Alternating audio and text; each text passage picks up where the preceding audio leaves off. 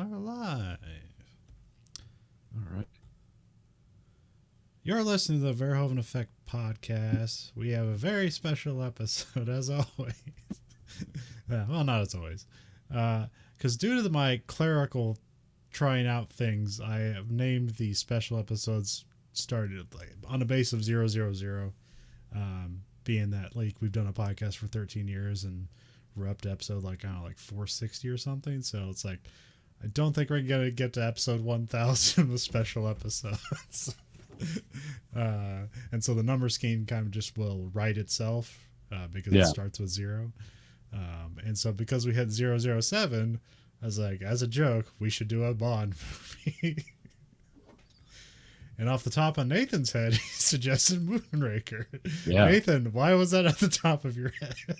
It's the most ridiculous Bond movie. Okay. And that's a tough act to follow, considering there's a lot of ridiculous Bond movies. But this one is by far one of the most memorable attempts at something that never happened before in James Bond history and never happened since. So it was very odd. Probably the weirdest of the Roger Moore era James Bond movies, I'd say. Yeah. Well, I mean, like, well, you kind of grew up with Roger Moore being the Bond at the time. Like, did you take to him, or were you still, or you were like Connery guy before? No, I mean, I remember I'm much more familiar with the Roger Moore James Bonds just by just always watching them when they were on. Grew up with Roger Moore, being the HBO Bond or whatever we had at the time, or just running on repeat all the time. So yeah, I'm the most familiar with him. I remember the Roger Moore era, kind of for me and James Bond. There's a lot of slapstick type humor that goes on.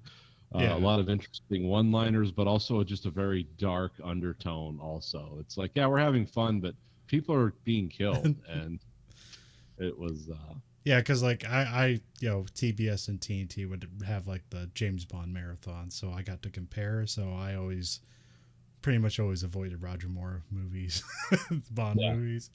I'm also a big Timothy Dalton Bond fan. They only made 2 films with him, so. And one was really good. I mean, License to Kill is also good, but it's only good because it's probably one of the most brutal and distinctive Bond movies there is. Yeah, it does stand out. That's for sure. I mean, it does stand out as definitely a how would you say? See, it's a darker movie, darker version of James Bond. Oh yeah, I mean Timothy Dalton's basically like was essentially born to play villains, which is why he's one of the most interesting Bonds. Yeah. But also maybe because like I always thought Roger Moore was like kind of too old, and but actually like Roger Moore took the role over when he was 45, and Timothy Dalton took the role when he was 41. Timothy Dalton just looks younger than Roger Moore.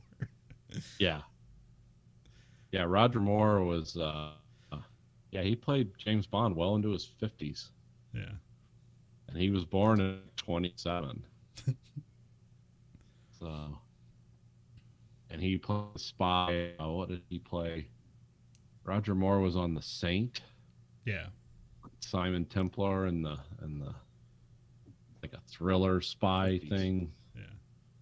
And he was born in 27. And he was he brought it kind of a different. It was kind of a different era of James Bond. It was it's like the 70s into the mid 80s. Yeah.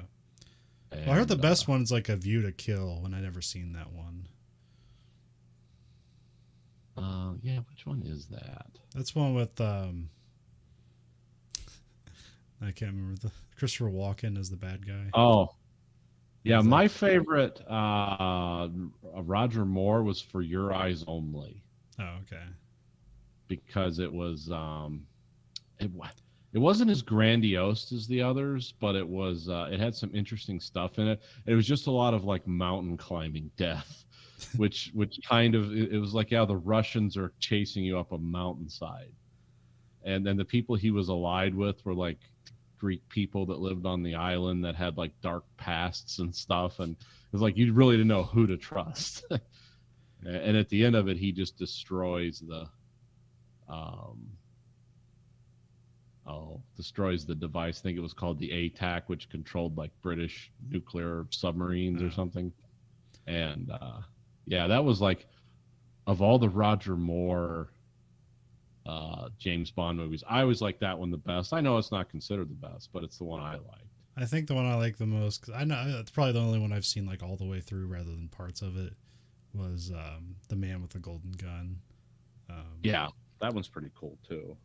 I mean, that's just because it's simple. Like, it ends with like, all right, kill or be killed. It's really, you're on the island. There's like 4 people here. It's a really simple movie. He's fighting Saruman.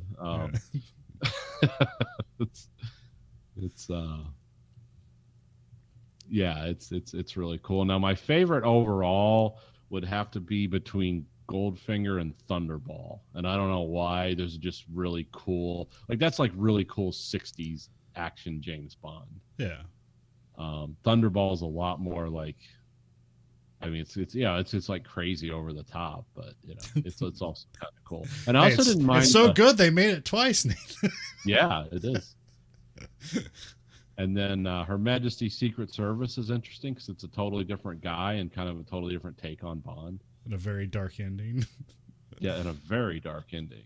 And then I don't think I've ever watched the David Niven Casino Royale. I mean, that's like a farce. It's like not even a Bond it's like movie. a comedy almost. Yeah, because like Woody Allen's in it as James Bond, because there's like 7 different people play James Bond. And it was made James Bond multiverse, yeah. And I think it was made before. I even think it was made before Dr. No or something weird like that. I can't remember. It was made in '67. Oh, okay. So. But yeah, I'm not one of some people. There's a lot of like diehard fans who really get into this. I'm not one of those. I always watch these when they're on. Yeah. Because some of them are like an interesting reference point to a time. Yeah, Dr. No was made in '62.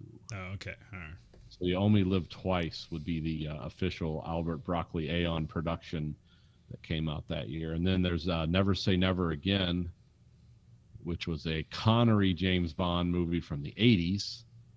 Yeah, that's the one with yeah, the guy had the rights to Thunderball, and so they remade Thunderball. Yeah. First one was better. Yeah. We have Moonraker came out in 1979. The films of 1970 are that I picked out are, we have Nathan's favorite, Black Hole. Yep. We got Star Trek the Motion Picture. Yep. We got Mad Max, which really didn't come over here, I don't think, really, but it's the sequel made the rest of the series bigger. Yeah. And then here's the tentpole, Alien. Alien, yeah. Moonraker actually lost the Academy Award to Alien for Best Special Effects.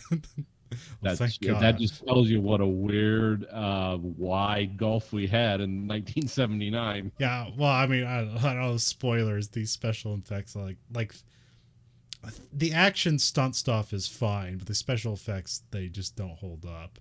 And there was like when they're like launching like the probes off of the death bombs around the orbit, it reminded me of a scene from Star Trek the Motion Picture, so I loaded that up to see how it compared. It's like, oh, Star Trek Motion Picture is leagues better. Yeah. Oh yeah. I mean, at least in special effects. Well, it's a better movie too, but we got Rocky 2. Yep. We got Apocalypse Now. Oh, okay. We got The Warriors. Okay. We got The Jerk. Yes, I remember that one. We got another Nathan's favorite, Stalker. Yep. Got Escape Not from a big hit here in '70. No. It's a movie we know. So we got Escape from Alcatraz. Another great one. And last one I have here is Phantasm, the original Phantasm. Okay. And I thought that was early '80s, but okay, yeah. I don't know. Everyone remembers Phantasm too. Like, go back and watch the original Phantasm. There's like not a lot there. Yeah. It's cool, but it's very, limited. Yeah, I mean, it's like watching the original Evil Dead. It's like it's a very easy comparison. It's like, oh, they're trying here, and then here they get a budget, even though it's not really a budget compared to Hollywood. Yeah. And then just to show off, because it's like Hollywood, modern Hollywood gets derided for being kind of like soulless and creatively bankrupt, and relying on IP to create sequels and prequels. So in 1979, a soulless sequel, we have Return to Poseidon with Michael Caine. Yep. A soulless prequel, we have Butch Cassidy and the Sundance Kid, The Early Years. Oh yeah, that one. Okay, wow, I almost forgot about that one. So just to let you know, this isn't new. Yeah, this is the same shit. Just they're gonna ride that mine into the grave, or they get fired. So yeah, just how it works. It's not gonna stop, and it never really started. Although I would say here, like both these movies I just mentioned were box office failures, were like probably there's nowadays a lot of prequels and sequels will get like kind of a guaranteed kind of money, where these didn't probably at the time. So yeah, but also like I don't know, like there was a book I read from the 80s about movies, and it kind of like focuses on Alien being like the change of everything. Yeah, I could see that. And it's mostly because like if you look, because like here we have Butch Cassidy, Sundance Kid, The Early Years. I think there's also like a Planet of the Apes movie that came out this same year, one of their sequels. Oh yeah, I'm sure. It's like the Escape from the Death of the Future of the Planet of the Apes or something. Yeah. And there's like that. There used to be a method for the Planet of the Apes movies where you just cut the budget in half from the previous film and then film a new movie. Yep. That's how because sequels always made less back then. But so all these were Fox movies, and so Alien kind of changed things. It's like, oh, we better start like investing in like new franchises and stuff, and rather than trying to bank on easy genre movies. Even though Alien is a genre movie, it's just kind of like a better genre movie. Yeah. Yeah, Aliens has been called a lot of things. The best B movie ever made, most important movie of the 80s. Yeah, there's all kinds of different things around Alien. But to think that and Apocalypse Now debuted the same year this did. Yeah. It kind of shows you this is exactly, I mean, that's not necessarily bad to me. It's like, this is exactly what it should have been. I mean, this movie was hitting the notes it was meant to hit. Well, I mean, those two were standout movies. This was like kind of like in an assembly line. Yeah. So, and it's not to say it's bad. It's just kind of like of a known quantity. Well, for people like us that are science fiction, kind of fans, and like a lot of variations on science fiction, this was interesting because it was James Bond / sci-fi, which was really made to cash in on the popularity of Star Wars, but with James Bond.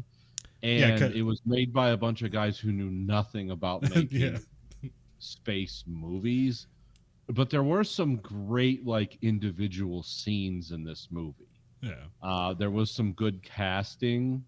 There was, but then there was so much goofiness. It was really, it's like, I forgot how goofy this movie was. Deliberately, like on your face. Like it wasn't goofy ironically. It's like, oh, this is played for humor. Well, it's also probably meant for a wider audience and like bring your family along.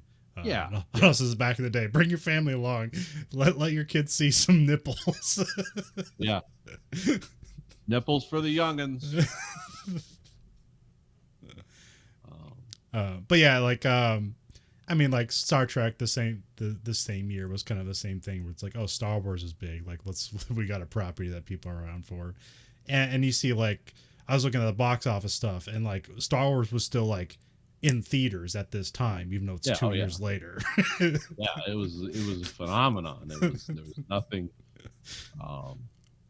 There were a lot of people trying to be it but couldn't do it. Yeah. So. And it's another one of those like in between decades movies where it's just like you can see the 80s even though it's not there yet, and you can definitely see the 70s. It's just a weird crossover period. Yeah. And this movie also had a interesting production where because it was a French British co-production. Okay, that's why. Okay, this movie literally cost more than the last 6 movies. They had to raise some money on this, and because there's not a lot of stuff filmed in the UK in this. They didn't film on those sets. They did nothing. They did some of the special effects on there, but they did some stuff in Pinewood Studios. At least it's listed in the credits, but I'm not sure what they did. But the special effects scenes in space, that was it. There was no acting filmed on that I remember on Pinewood Studios. That's why they had such cool sets for this movie. Because this movie, like, parts of it looked great, and then parts of it not so much. But it was. But yeah, this is like the highest budgeted Bond movie at the time when it was made. Which I watched another Siskel and Ebert thing about it, and that's what Ebert was kind of giving it credit for. It's like, look, they spent the money, you can see it. Looking at it with like kind of modern eyes, I'm like, nah. But well, I can mostly see. I mean, see how many locations they filmed at. That's a lot of money. That's just flying around like that's a lot of money. And I will tell you, like, a lot of the interiors were amazing in this. Yeah. It's like you could definitely tell that. I forget it was studios in France and somewhere else, and you could definitely tell, like, this does not look like any other Bond movie.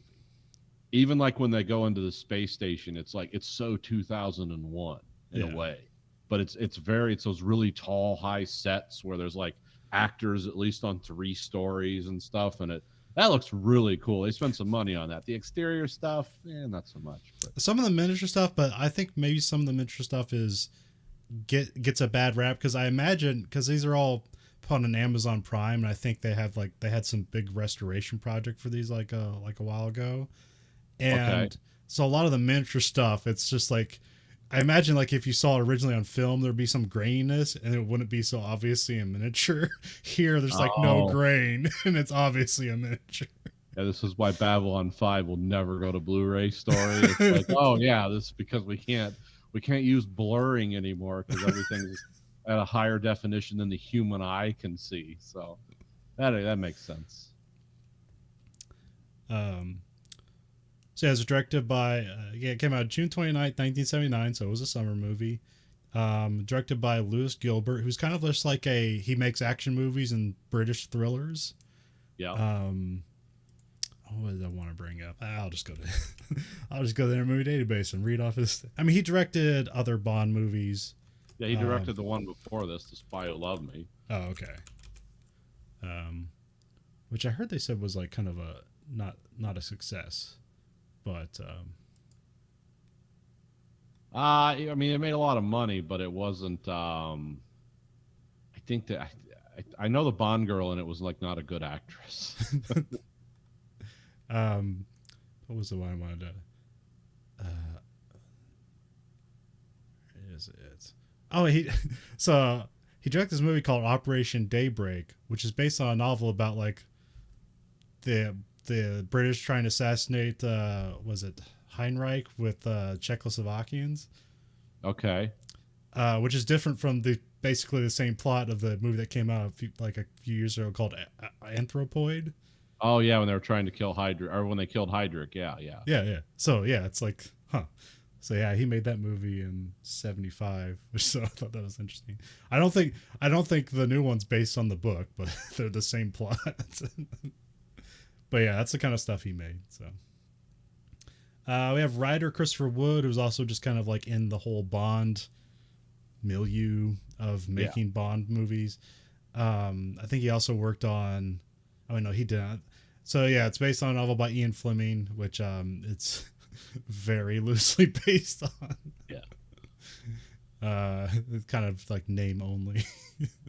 I mean, there's some things that are pair up. And then I had on Interview Days, they list uncredited rewrite of Gary Anderson and Tony Barwick. And I tried to look it up. It was like, okay, did they submit a screenplay and then someone changed enough of it and they didn't give them credit for it?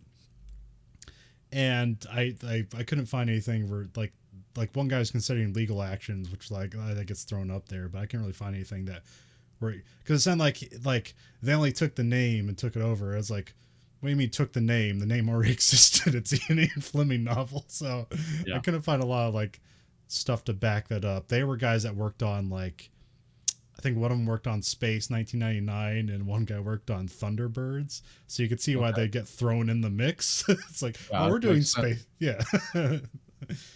So yeah, they probably did a screenplay at some point, and then it got taken over by somebody else, and they changed enough that they didn't have to legally give them credit for writing it. So, and I guess it's mentioned in Gary Anderson's or Jerry Anderson's autobiography, so that must be why I got a thing. Because I went to Wikipedia, it's like, all right, where's the source? No source. So it's his autobiography. And then stars, we got Roger Moore, of course. We got Lois. Is that just Childs? Yeah, it's probably Childs. Yeah. I don't know if I should go with like Chiles, like make it No, exotic. she's from Texas. It's just Childs. Okay. We got Michael Lonsdale. Yeah, he's one of the best Bond villains in this. That's Hugo Drax. Nobody has a name that cool. And they wanted someone, a British guy, to play Hugo Drax, which it kind of ties into the book, which we'll talk about later, who was supposed to be like a German. Yeah. But they had, because you had to have a 50% French and 50% other actors crew on this. So Michael Lonsdale, who's born in France, but is one of those guys that they said, well, he just died recently last year, but he was like 90 something. But yeah, he was one of those guys that could speak English or French fluently, because I think he was raised in both worlds. So he became Hugo Drax. So we start. Go ahead. Are you going to mention more actors? No, what were you going to say? I was going to start into like just going through the movie. Oh yeah, go ahead. Well, we got Richard Kiel as Jaws. Oh yeah, who was in the previous movie? Yeah, he was. There was a lot of fan service with Jaws. Back then, you wrote letters. But yeah. Yeah, because the director is a Detroit native, 7'2". Yeah, because some kid wrote in the director saying like, why couldn't he be a good guy? And so they did that with him. A lot of people wanted to see Jaws again because they just thought he was cool. He was kind of like the Darth Vader of that era for James Bond. Just this big tall guy with some weird physical manifestation of steel teeth. And I remember him being in like, I thought he was like in almost like all the Roger Moore movies, but he's only in 2, right? No, this was his last outing. Yeah. He's just very memorable. Yeah. Because also there's not many villains that like do like more than one Bond movie, right? No, usually they get killed. I think Donald Pleasance was in 2 or 1. Man, I can't remember. No, I think he's in 1. Never mind. Yeah. He's like Donald Pleasance played the one that basically that Dr. Evil is based on. Yeah. He has like a cat and like a weird monocle or whatever. In a wheelchair. Yeah. Well, towards the end, a wheelchair. Yeah. But we said Act 1. What was I gonna? Are we gonna do the pre-credit sequence? Yeah. I was trying to think. I had something in mind, and I'll just go through my notes. Oh, yeah, that's what I was going to mention. So one thing probably unique, the most unique about this movie is that this has the most lines per bullet point of anything I've ever written on this show. Okay. Because so much stuff is happening. Yeah. And I don't know if I needed to write down everything that's happening, but I think I kind of like consider it kind of a goofy movie, but here it's like, okay, well, stuff is happening all the time. So yeah, this is why people would go see this movie. Like, look at the stuff that's happening. Now, does it make sense? No. Yeah. But it's very specific nonsense though. Because a lot of like action movies, you just have like guys enter a room, start firing, the protagonists like fire back, and then you're just like cutting to guys just blindly firing in a direction you don't know who they're aiming at, nothing of like that sort. Maybe one of the protagonists takes a shot, then the main protagonist shoots that guy, and then they walk out of the room, and it's like, that was an action scene. It's like, I don't know what happened. It was just a barrage of bullets, and that was it. Like, that's not a cool action scene. Here, we got like a villain with a weird weapon fighting Bond, who also has a weird weapon. It's very specific nonsense. Yeah. So it's very creative, even if it doesn't make any sense whatsoever. No. So we have the opening where just, Bond shoots the camera because it's like looking down the barrel of a gun. And then it fades into, there's a jumbo jet that's piggybacking the shuttlecraft Moonraker. And then we have like some sneaky guys that are apparently already in Moonraker pop out of some cargo holds. And then they take off on top of the jumbo jet with the shuttle, and it blows up the jumbo jet as they leave. Yeah. Because they always carry shuttles fueled up and ready to go, even on top of a 747, which, like, a lot of this was based on real pictures of the space shuttle at the time. Yeah, I remember the space shuttle was a new thing when this movie came out. Yeah. They did that piggybacking stuff all the time. There's crazy things that the 747 can put on top of it. So. Yeah. Including things that are bigger than a 747. Yeah, you wouldn't think. It's like, oh, hold on, guys. Was the 747 new at that time, or it had been around for a few years? It had been around. 747 was America's answer to the Concorde. Yeah, because the Concorde, they spent almost as much money to develop. Both in this movie. Yeah. The Concorde, they spent as much money to develop as the 747. One of them made a lot of money. One of them, but they both cost about the same, and they were both considered like a vision of the future, because it's like, oh, we can imagine planes spanning the globe at Mach 3 and planes that can carry 900 people at a time. Neither of those things happened, but at the time, it was kind of interesting. And then we cut to MI5. M's getting a call about Moonraker disappearing. M is asking Moneypenny where Bond is. He says something. She makes some comment about like he's on the last leg of his African journey, or African mission. So then we cut to Bond is feeling up some lady and making out with her. Almost every scene where making out happens is awkward and weird. I don't know if that's modern sensibilities, or I would have always thought that. I feel like I would have always thought that. Because to me, they're both strangers and they're kissing and it's weird. Yeah, it's like, what's this relationship based on? Just lust. Animal lust. Well, 007 grabs your shoulders and then he gets to kiss you, because that's just the rule. Yeah. He's on some twin engine private plane. The lady pulls a gun on him. The pilot comes out and he's wearing a parachute, and then he shoots the console of the airplane. And then Bond throws that guy out the airplane. The lady's putting on a parachute, but we never see the lady again. No. Presumably she gets out of there.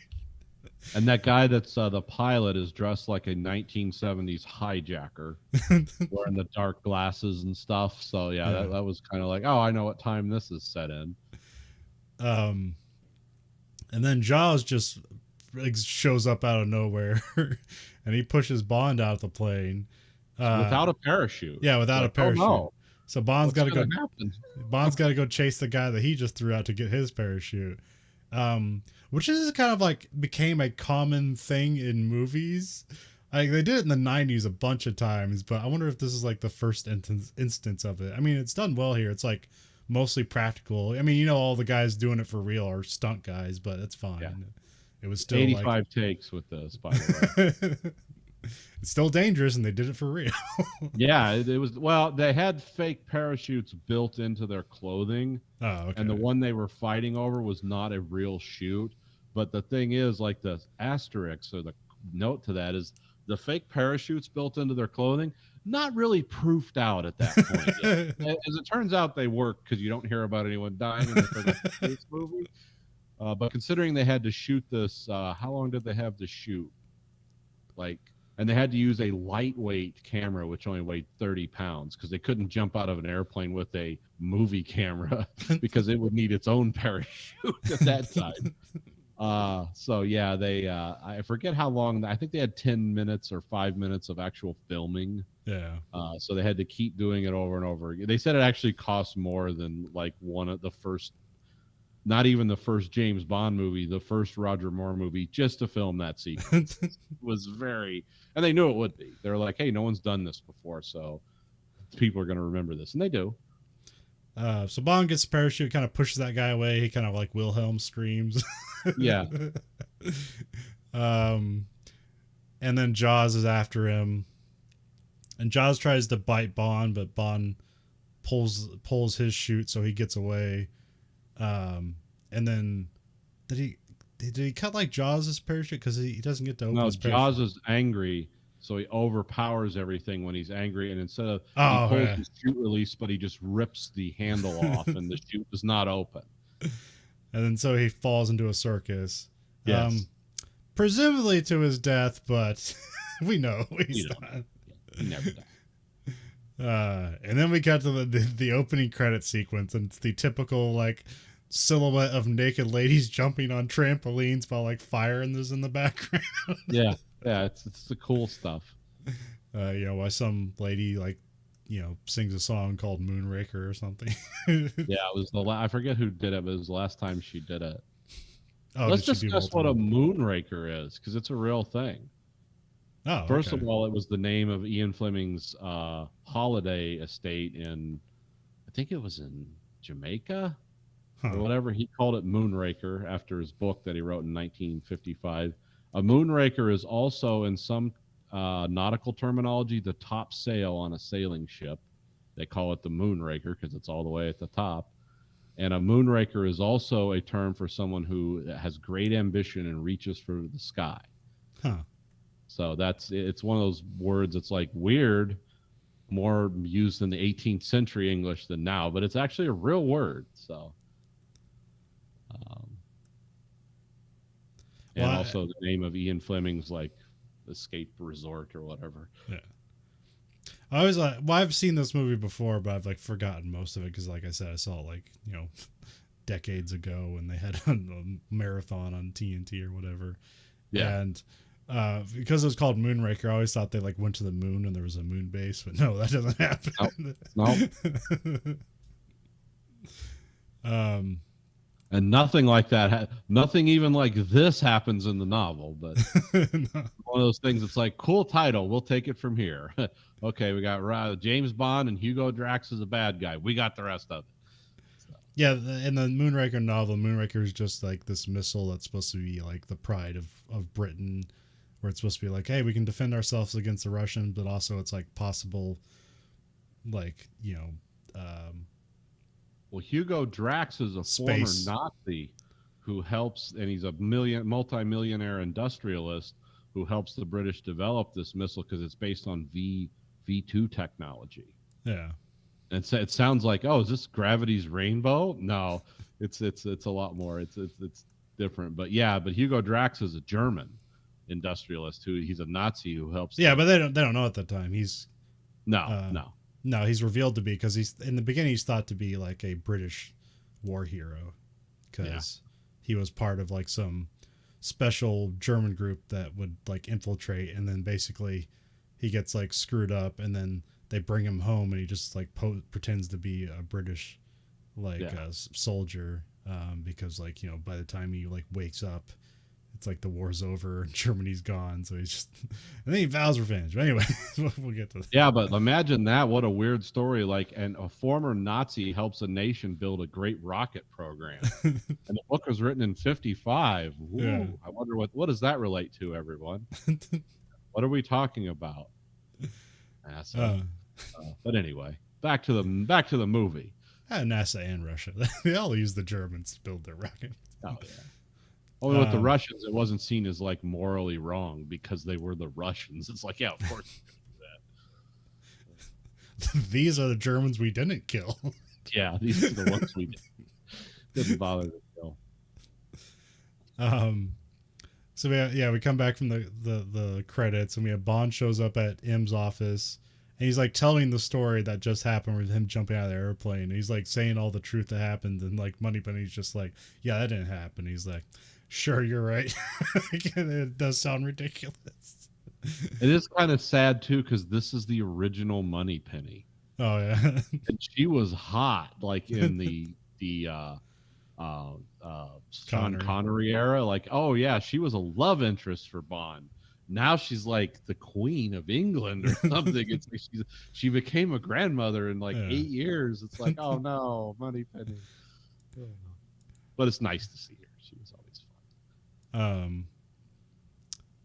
And so M gives Bond the mission to go to Drax Industries and figure out who hijacked the Moonraker, because Drax Industry built the Moonraker.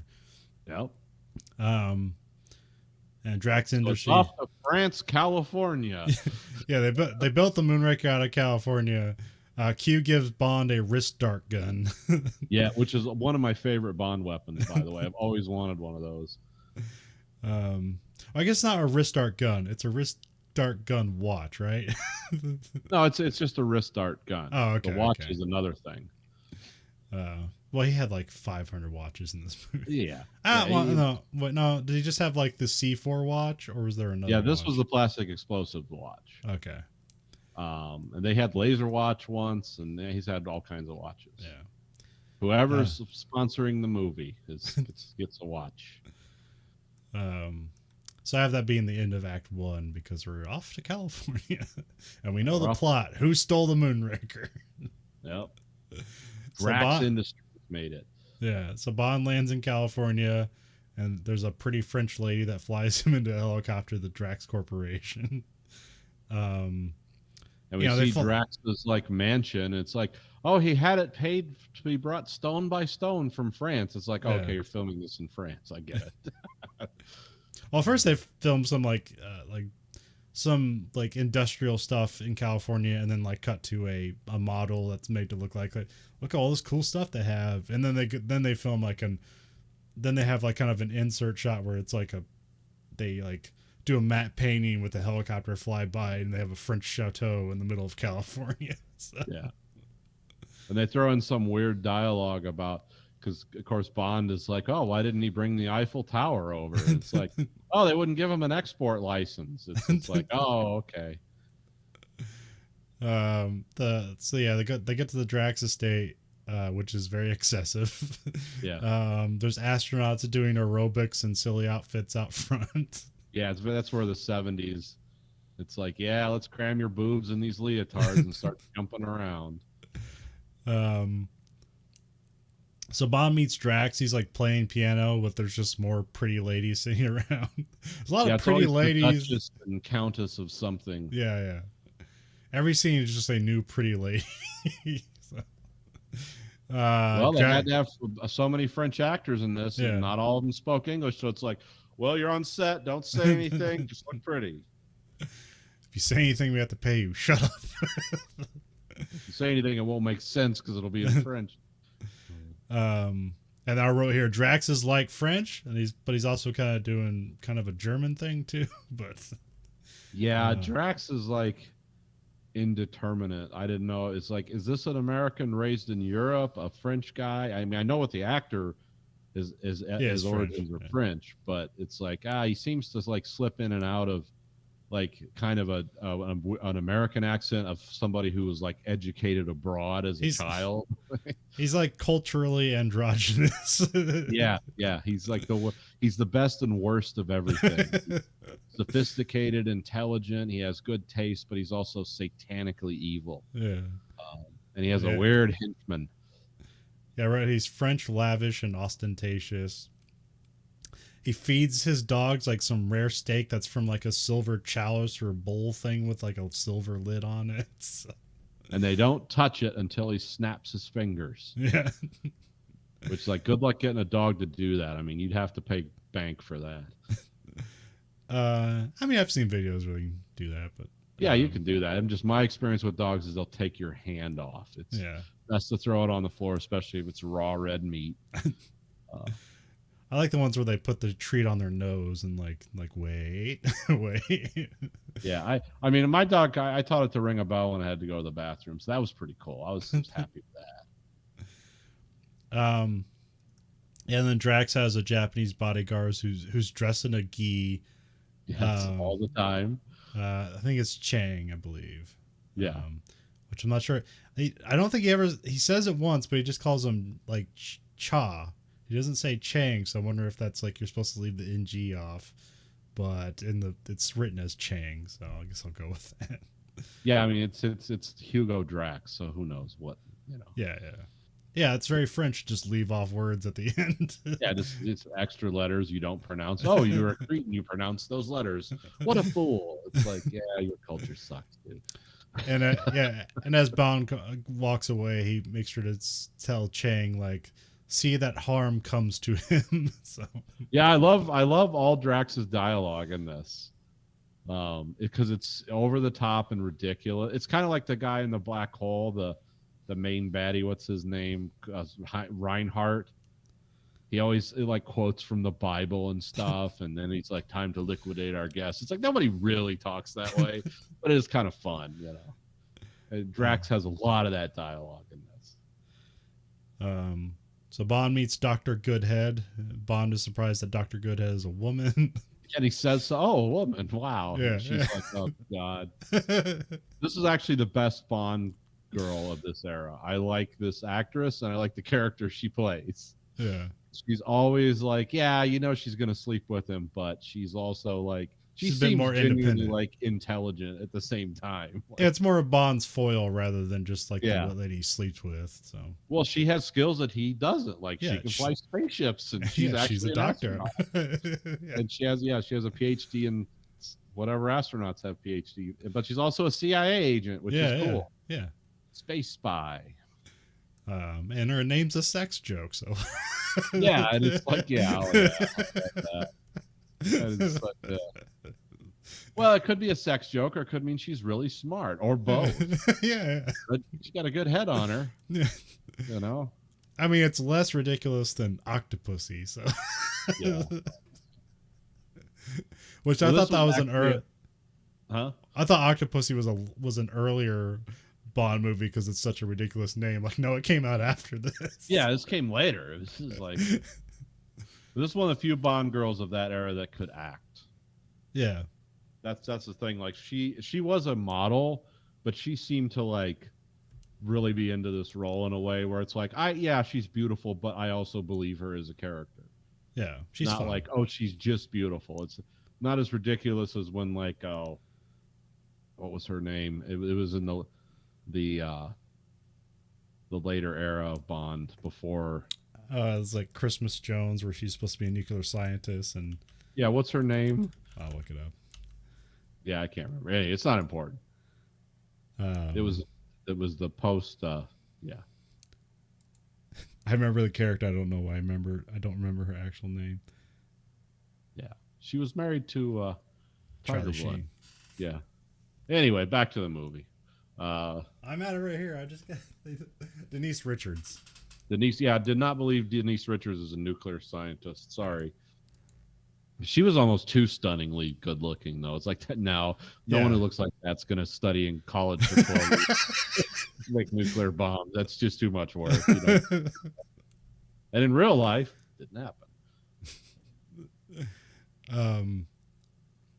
But yeah, I mean, you can see the comparison made because, like, you have Bond, like, a few scenes later, he's kind of flirting with the French helicopter pilot, and, like, you know, she's not a great actor, and so it's an easy comparison, like, who's the better actor? It's like, oh, Dr. Goodhead here's the better actor. So, Yeah.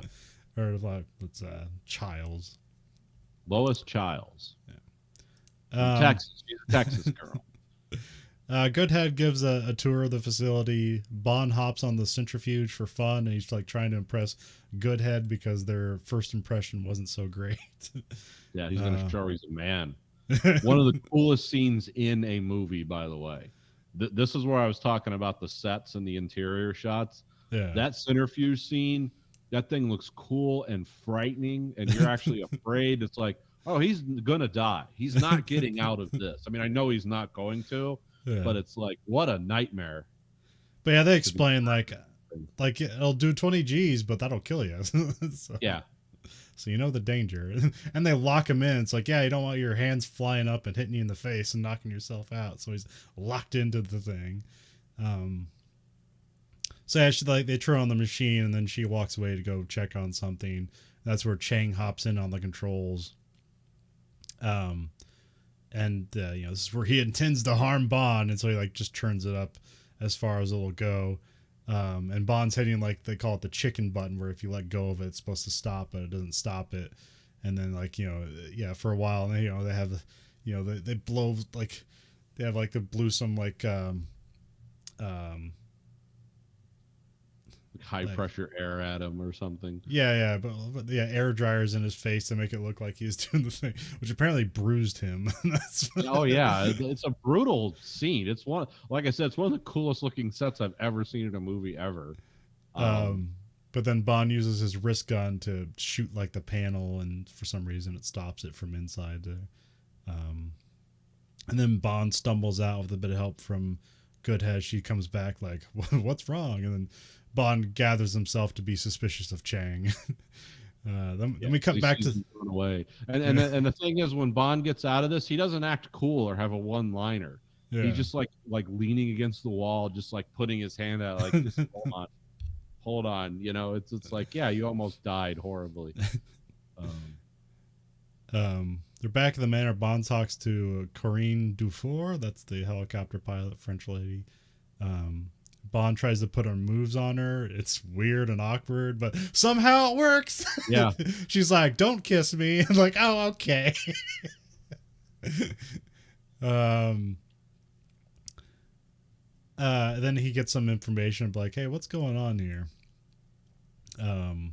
Because Bond was just almost killed, so he's like, "Well, now things are suspicious." Yeah, maybe trouble's afoot.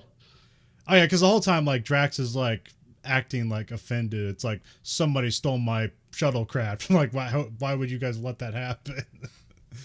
When we pretty much know like he stole the shuttlecraft, but we don't really know why. Yeah. It's like he built the thing. But you got to start a mystery. Sometimes it's hard to end a mystery. It's like, oh wait, that didn't make sense in the end, but oh well.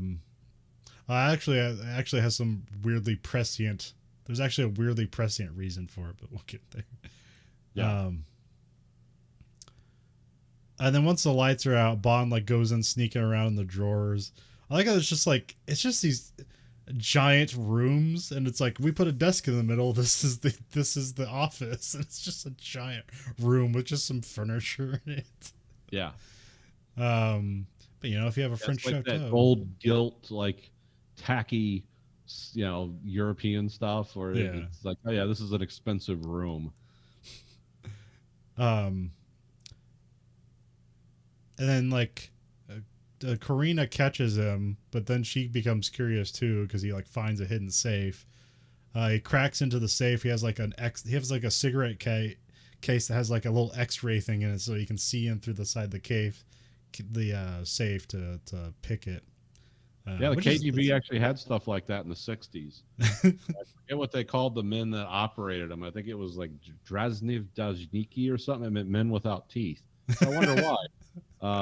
But yeah, that was a real thing. It just didn't work very well for the operator. Bond takes the pictures of the schematics he finds in the safe, and then he kind of puts them away. He also like hits Karina with the X-ray. It's like, look at that, a heart. But so it's. And I have cancer. Yeah. I remember he takes pictures of the weird, the schematics for the vials that break open, that are being made in Italy. And he takes pictures with a camera that says one of the zeros is the camera port. It says 007 on it. It's like, yeah, you don't want the bad guys to get a hold of that. Like, what is it? But it was sort of cool. What does this refer to? It's like, man, like government accountability. It's a nightmare. Yeah, I gotta get receipts for all this stuff. You wouldn't believe. That should be the next James Bond movie. Just the minutia of paperwork in MI6. Like he's trying to get like reimbursed for something he bought on a mission, and it's just like him walking up and down halls like in The Prisoner. It's like. Weirdly, in the book, that's actually accounted for in some ways. Yeah, I'm sure it is. He kisses Karina, and then he leaves. Chang just like kind of looms in the background, and he sees him leave the room together, or separately, but they leave the same room. Next day, everybody's bird hunting, It's just a bunch of old rich dudes bird hunting on the ground. I mean, like shooting the hell out of bird, like standing in a line, just bam, bam, bam, bam. It's like, how is this fun? Yeah, the guys are with dogs in the woods are just scaring birds towards the shotguns. That's that kind of asshole activity that I'll never. Like I said, I love shooting guns. I make no bones about that, but just like to just massacre birds out of the air, it's like what, and to be dressed in a costume while you're doing it, it's like, what is this? Bond shows up later. He's like driven in some old convertible. Yeah. And then again, there's just more random pretty ladies around Drax. Drax wants Bond to do some hunting, and while a sniper climbs up in the tree to shoot Bond, but then Bond like shoots, and it's like, you missed, and then the sniper falls out of the tree, and he's like, oh, did I? And it's like, yeah, he just murdered a guy, but no one cares. Yeah, here's your gun back. Good luck. I guess Roger Moore hated that whole scene. He's not a fan of shooting guns. Yeah, because that's the only gun he shoots in this movie, like a traditional firearm. Yeah, he doesn't shoot his Walter, and he doesn't. Yeah, that's it. He shoots the wrist gun and the laser. Yep, and he knocks. But he doesn't shoot a laser at a person. He only shoots it at the bombs. Yeah, in this movie, Bond fires the most powerful weapon he's ever fired, which is the space laser on the shuttle. But yeah, he hits a guy who's far enough away to shoot him with a sniper scope, but yet he knocked him out of the tree with bird shot. So, my hat's off to you, sir. That's probably why Drax just didn't have him killed. He's like, that was really impressive. Know how he did that. That's talented. I gotta get him on my space station arc. Yeah, we need your perfect shooting genes to be passed on to the next generation of weirdos. Space weirdos. So Bond leaves. Drax like confronts Karine and is like, hey, you were sneaking out of that room, so like you're fired. And then he sicks his dogs on her, and they presumably catch and kill her, but you don't see it. You just see her kind of like get tackled, and then they cut away. But it's shot in a weird dream sequence montage where she's running through foggy woods and there's dramatic music playing. Totally out of character with almost anything else going on in the movie. Yeah, well, it becomes a horror movie at that point, so or like a nightmare. And I was always thinking, it was like, well, she drives in with that cart. I'm pretty sure if she got in the cart and tried to run away, those dogs would have caught her anyways. But seeing her run with high heels on, it's like, I think the cart's the best option. And there's a bunch of dudes around with shotguns. It's like, yeah. But then she would become like a weird action hero that would be out of place. Yeah, exactly. So now Drax has to get rid of 2 bodies. Yeah. And we know how he likes to dispose of people who displease him. Put him under the blast ballast for the space shuttle. And now Bond is suddenly in Italy. I think he's in Vienna. He's trying to track down Vienna glass, which was in the documents that he took photos of. And so he finds it, and he's like looking around. There's some secretary that's suspicious of him. It's another just pretty lady. Yeah. I think she comes back later on. I think she's one of the people at the Drax launch center or something. Yeah. Vaguely, I don't know if it's her or not. Because the British team loved when they were working in France and working, filming with the French crew. Because the French crew, the rules are 8 hours a day, you're done. Yeah. And all the British guys were like, this is amazing. Because they'll work 20 hours a day. It's like budget. But the French are like, no, 8 hours, we're done. It's like, oh, well, the set, we can only do this once. We don't care, union rules. We're out of here. Which I kind of respect in a way. Yeah, French still make good movies. They don't make bad movies. Well, anybody can make a bad movie, but yeah. I haven't seen Titan yet, although I hear it's crazy. That's on my to look at list. I think that's French. I'm not sure. So yeah, Bond finds like the hexagon glass containers that this company's making. Dr. Goodhead is also there, and she's suspicious of Drax's stuff that's going on.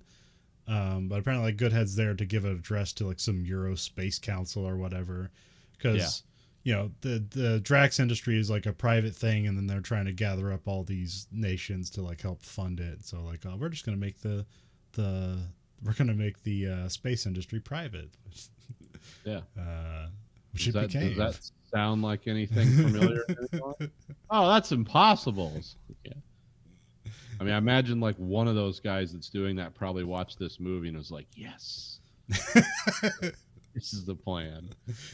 Considering the Elon Musk stuff that's going around right now, where he has just like 9 kids and he's like sleeping with his like executives and stuff like that. It's like, although weirdly, I think he's going to create a master race, but he's just going to do it here on Earth. He's going to have like 50 kids before he dies. And, I mean, he can afford it, I guess. Although weirdly, I think the character in the book Moonraker is more like Elon Musk. So.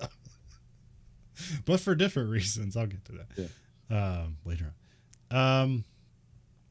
I wrote Bond hops in a channel boat because I forgot they were called gondolas, because later on they're on that cable car and like, wait, is that a gondola? And yes, they're both called gondolas. Although when it's a cable car like that, it's not a gondola, it's just a cable car. The gondola is when it's like the ever rotating ski lift thing. That's a gondola. Mm.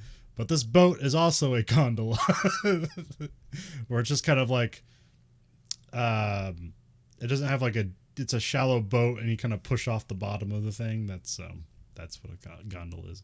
Although I guess somewhere internally they called this scene the Bondola scene. Okay. You can't have enough like goofy jokes in the movie. You got to put it in the production and the script and all everywhere.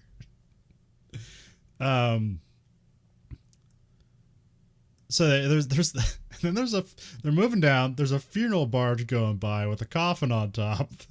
The coffin opens up, revealing a bunch of knives, and there's a dude that rises up, and he kills the gondola boat guy that's on Bond's boat. He just throws a knife at him. Then he tries to throw a knife at Bond. It misses because he ducks, and then he grabs a knife and kills the knife throwing guy. Yeah, he throws his knife back at him and kills him. And then Bond hits a button on the boat, and suddenly it's not a gondola boat anymore. There's a secret motor in there, and it starts taking off. And there's like a guy with a Tommy gun. He just starts laying down fire, and they do the goofy thing where they like speed up the film. Make He's actually using like a German gun from World War II. Oh, is he? Okay. MP3, whatever they used, the 9mm they use in World War II, the German MP44. Yeah, something like that. And then also the boat keeps moving forward, the coffin boat, and it like comically knocks the coffin off the top of the boat. It's like, how do you ever get that thing down here in the first place? Yeah, I had me wondering. It's like, did you just like stage your attack by the one bridge that would knock that coffin off the top of it? But there's a guy like when hijinks ensue in this movie. The coffin's like floating, and some guy like does like the sign of the cross or something, or I can't remember, or he spits on. I can't remember. It's just some drunk Italian guy who's like, oh, well, mamma mia. Yeah. Then there's another boat that just comes out of nowhere to give chase, and they're shooting at Bond. That's like a speedboat. Yeah. Just lots of comic boats and more sped up films that looks ridiculous. Then the boat turns into a hovercraft. And Bond drives it up around Vienna. He's just kind of like going through like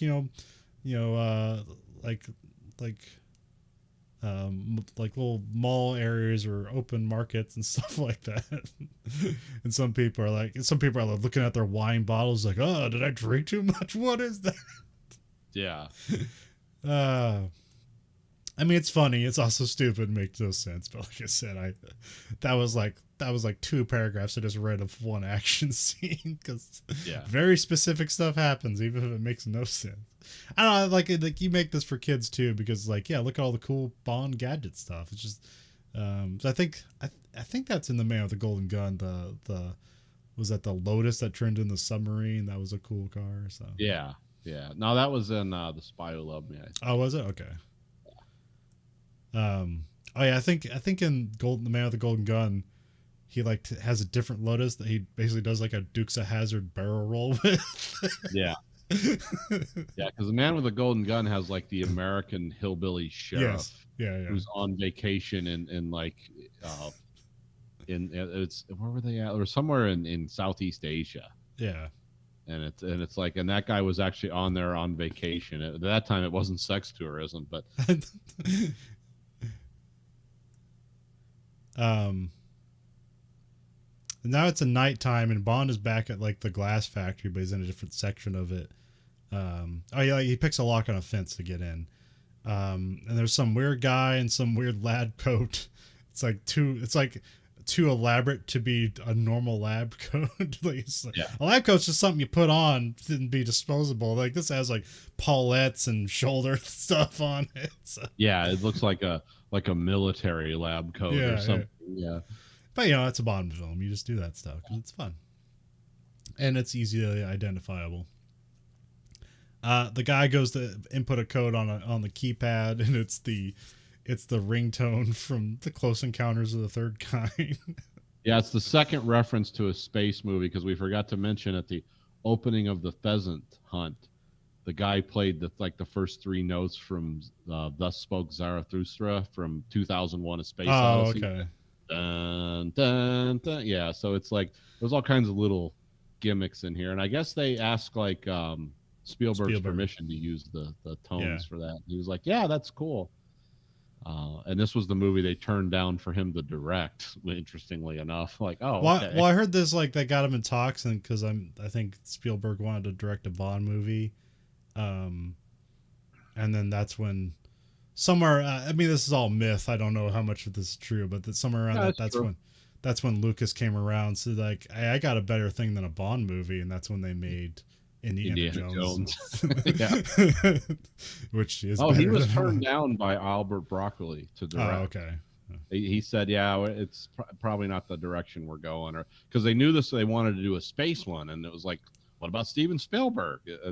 And then Broccoli was like, "Nah, I don't think it's that's the right move for this." So that's what that's all about.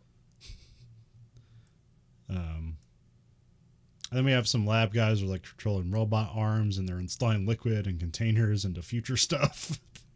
Yeah. Bond grabs one of the vials when they leave the room, and he leaves like a one of the vials like precariously perched. Yeah. And then when the lab guys comes in, they drop it, and like the gas comes out of the liquid and kills everyone in the room, but the lab rats are okay. And then Bond's vantage point is sealed away from the room, so he's okay. And it actually shows the room sealing off when it detects the gas. Yeah. Like you see the gasket inflate around the door he's behind. It's like, oh, that was an interesting detail to show that this was like, oh, this is deadly stuff, whatever this is. Because it killed 2 people in like seconds, but the rats were fine. Yeah. And then Bond leaves, and then he encounters Chang, and he's got like a kendo stick and a face mask. And he's yelling, "Hi!" Oh, doing that kind of fighting. Yeah. And then they're fighting each other, and then they're in like this, because they had like a tour going through earlier, showing like all this priceless glass made stuff from Italy, and they destroy the whole thing. Yeah, like this was from the 14th century. Like, yeah, we're just gonna throw this around at each other. And... Bond fights him with a glass sword at one point.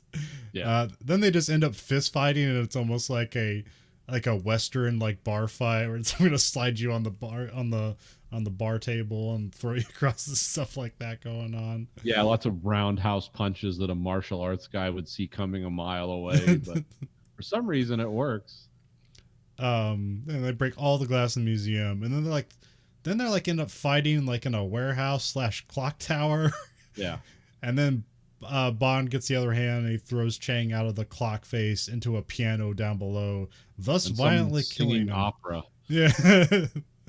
And then Bond says, "Play it again, Sam," as like a joke.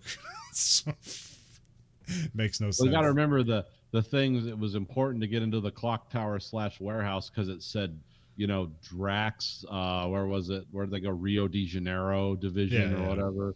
That's where the Italian glass was being shipped to contain the nerve agent. Yeah. And by the way, Bond has these, apparently, if they drop 3 feet onto a cement floor, break vials of nerve gas, but he fights a guy in a kendo suit, gets thrown all over, and then he looks at it at the end like, still good.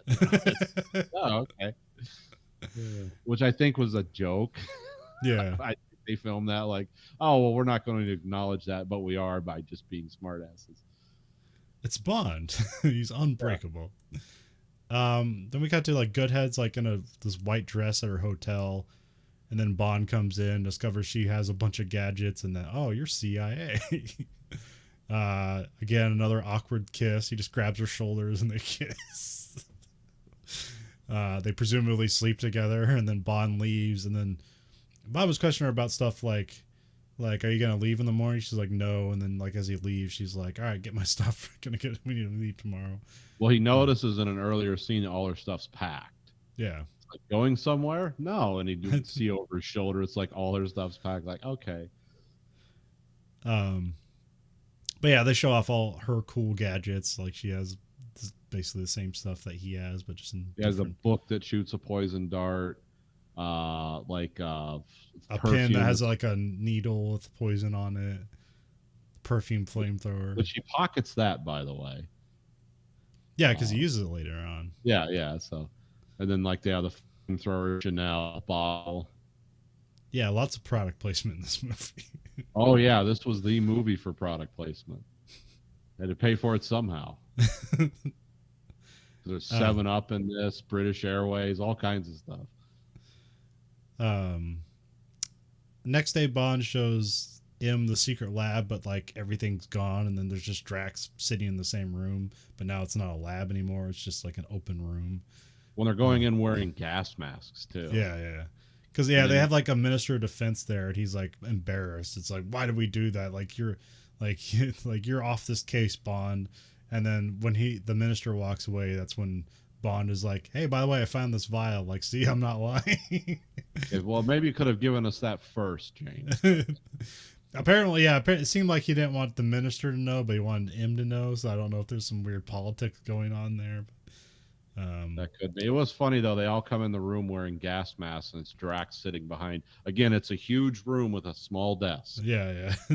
He's like, I don't understand your British sense of humor. You'll have to explain why you're here. Because this like whole lab had been wiped out overnight, and it's just been reconditioned. And of course, Drax is waiting. Also, the minister makes a comment before they go in that he plays bridge with Drax, which that's a reference to the book.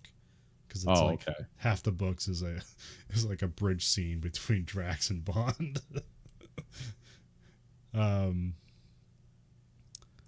Yeah, so Bond hands liquid to M to be analyzed. And yeah, so like this gets him back in M's good graces, but he has to like pretend like he's going.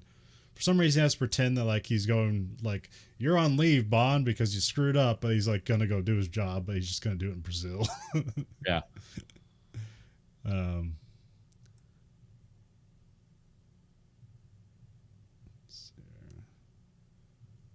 So yeah, Jaws shows up at an airport, and they have a metal detector gag because he walks through and it goes off. And when the guy's like, "Hey," and he just smiles at him, and he's got his big metal teeth, and like, "All right, go on through."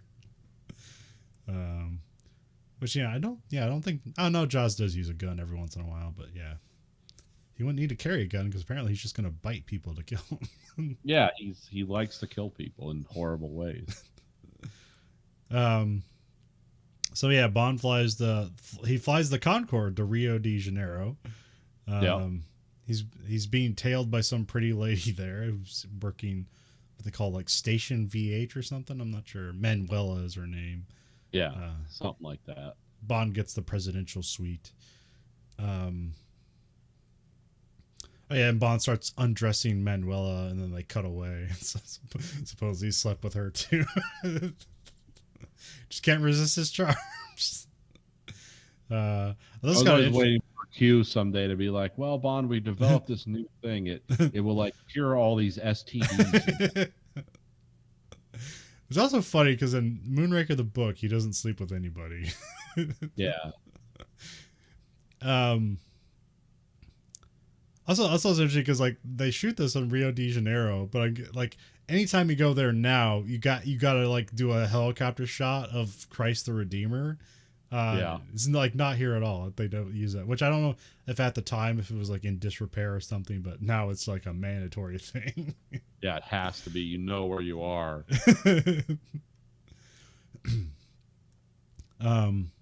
My favorite CG version of that is Christ the Avenger, where it's the same statue, his arms are out, but he's like got a Uzis in each hand. But the person who did it, like it looks like the real. It's like, wait a minute, no, that's not real. Do that, or would they? Remember when we went to like that family outing or whatever in Montana, and they have their own kind of like Christ the Redeemer thing up there. Yes. It's not as big, but it's still impressive. So. Oh yeah, it's like people love monuments out west. There's some like street celebration going on. They move like he's with Manuela, and they like go to like one of Drax's like subsidiaries, and Bond like sneaks into the building. Jaws shows up in a weird giant costume. Well, I mean, it's going to be weird because it's a 7'2" guy in a costume, so the costume's even bigger than him. Yeah. He tries to kill Manuela by like biting her, but then like people show up, and so he stops. Then like they leave. Then Bond jumps down to stop Jaws, and then the party just like comically carries Jaws away. Like, oh, I can't stop the dancing. I can't. I feel the music. I must follow it. I mean, he's not exactly doing that, but it's basically what's going on. Yeah. There's no reason for it, so you might as well say it's that. Then it's next day. Bond goes up in like one of the into the mountains to spy on Drax Industry stuff, where he's just like looking at an airport and planes taking off. Then he spots Goodhead there, and she's doing the same thing. They trade some general info. It's like, the Drax Industries like moving stuff every 2 hours. And then they hop on the cable car and go back down. Here we have Jaws like in like the not the control room, but like I don't know, like the machine room for it, and he just like stops the cable cars with his bare hands. Yeah, and then bites through the cable. Yeah. Which doesn't really like stop the cable car, just kind of makes it, I don't know, like looser. Yeah, I don't know. I think it was just a cool scene. Yeah. Like, I don't know if it has anything to do anything with it, but and then there's like some other goon who like knocks out the operators, and then he's like takes over the controls. Jaws climbs his way down to like an adjacent cable car, and then the goon like moves it so like the cable cars are next to each other, and then Jaws hops over, and they have like an awkward fight. They cut to like the actors, and it's like, okay, this is like a well, not a green screen, a rear projection. But then you cut back to like, oh, there's guys really doing that up there. Yeah. This is where a stuntman almost died, was filming this. Yeah, he accidentally fell off and was holding on for dear life. Yep.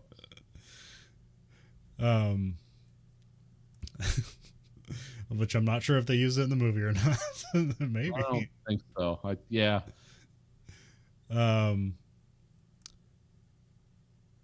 Yeah, and then like they're able to like get Jaws down into the cable car, and they just lock him out, and then they have like a bit of like chain, and they use it to like slide down the cable, and they're like holding on to each other, and then that's when the guy like starts up the cable car, and Jaws is like in the cable car, is like they're gonna like ram them, and they get to some point where they can just drop, and then that's when Jaws is like, oh no, and then like the cable car just like runs through the cable car station because it's going too fast. And then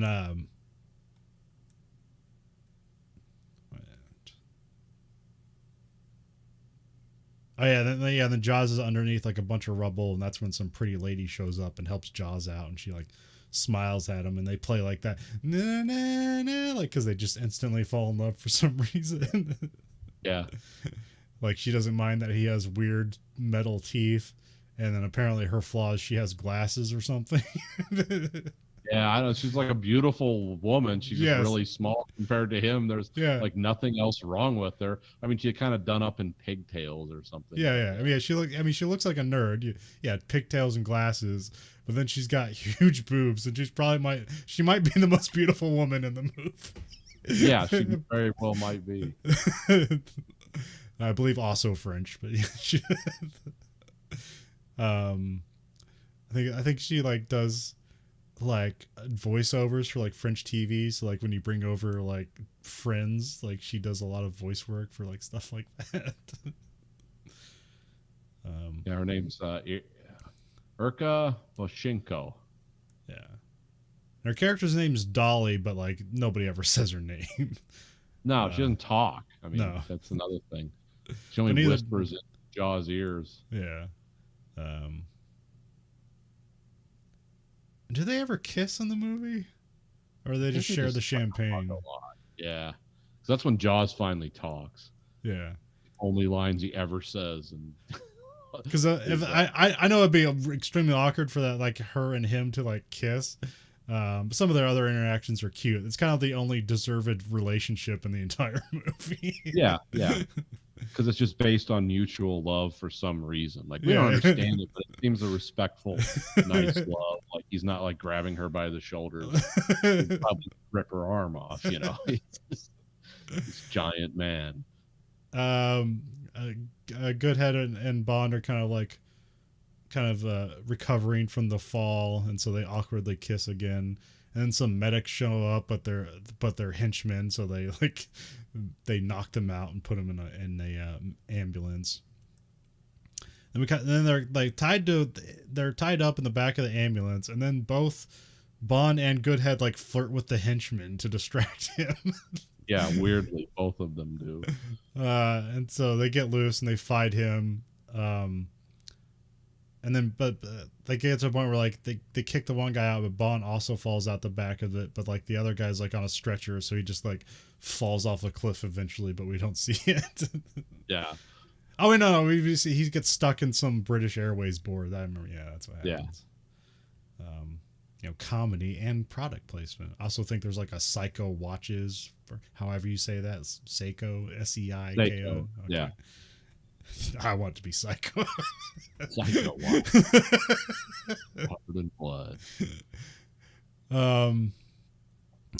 But yeah, Bond falls out the back, so then he just walks after, but Goodhead's still in the ambulance, so he doesn't get her back. Yeah. Cut to Bond is riding a horse, complete with Western music, with a couple of amigos by his side. They stop off at a caballero or whatever they call them for some reason. They go to some monk monastery. There's like some monks doing judo, but then it's just an MI5 facility. Like Moneypenny's there in the middle of the hallway. There's M and Q is there. Yeah. Is this still in Brazil? Yeah. Oh yeah. Okay. It's just the Brazilian branch, I guess. Okay. Because in a lot of the Roger Moore era, it's like, oh yeah, we have branches everywhere. Okay. They had one in Southeast Asia. They had, I mean, that Manuela, the woman, said that it's the VHS or not VHS, VH branch. So it could be what this is. Yeah.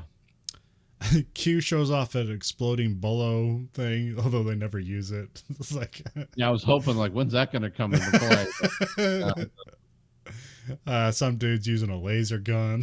It like melts like a mannequin's figure face. he's shooting at.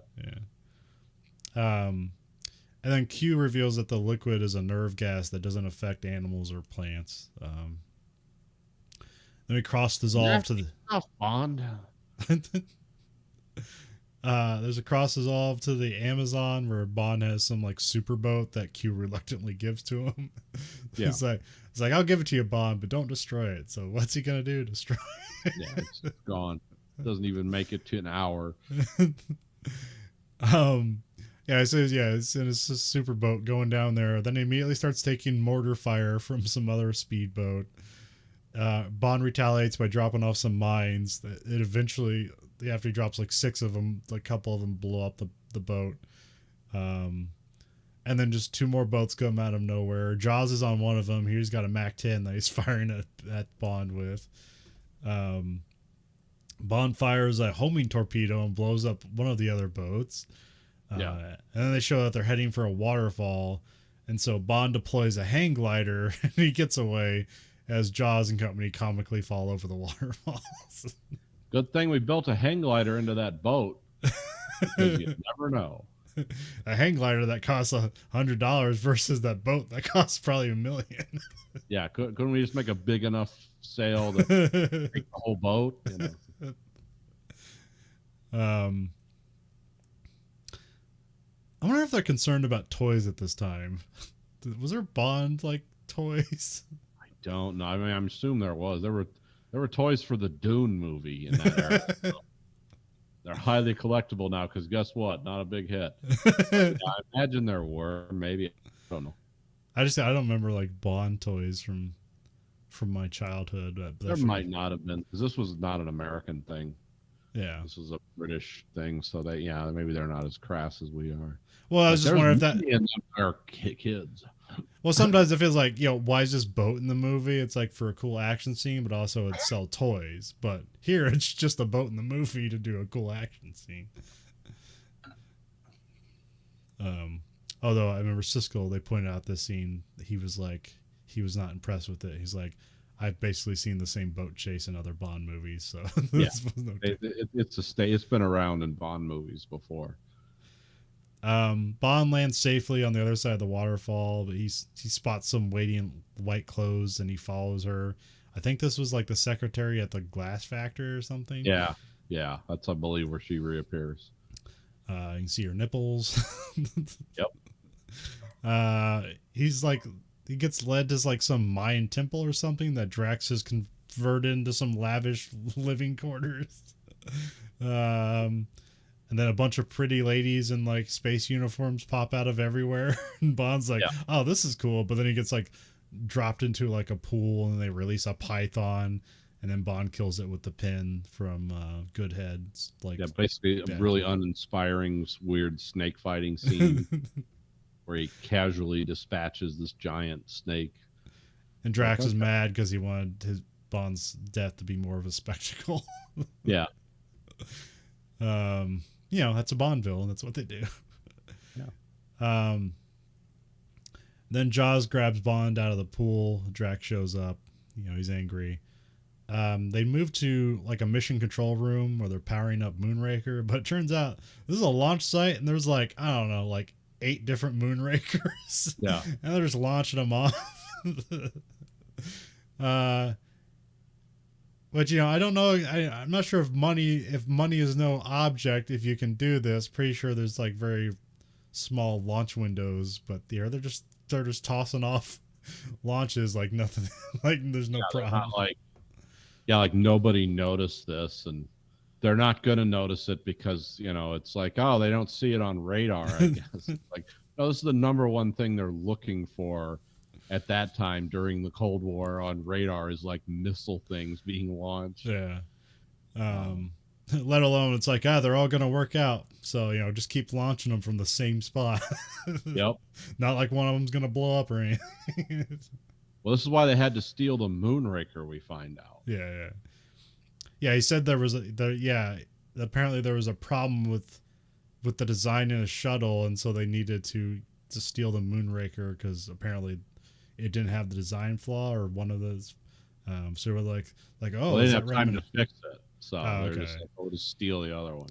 Which with hindsight, it's like, oh, is that reminiscent of like the O-rings and the Challenger? And it's like, well, that was like 7 years later, so that's just a happy coincidence, or not. Well, actually, not happy, but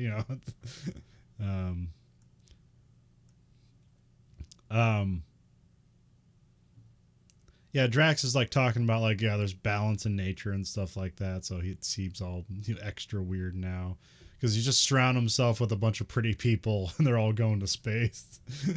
And Jaws takes Bond to like some conference room where Goodhead is.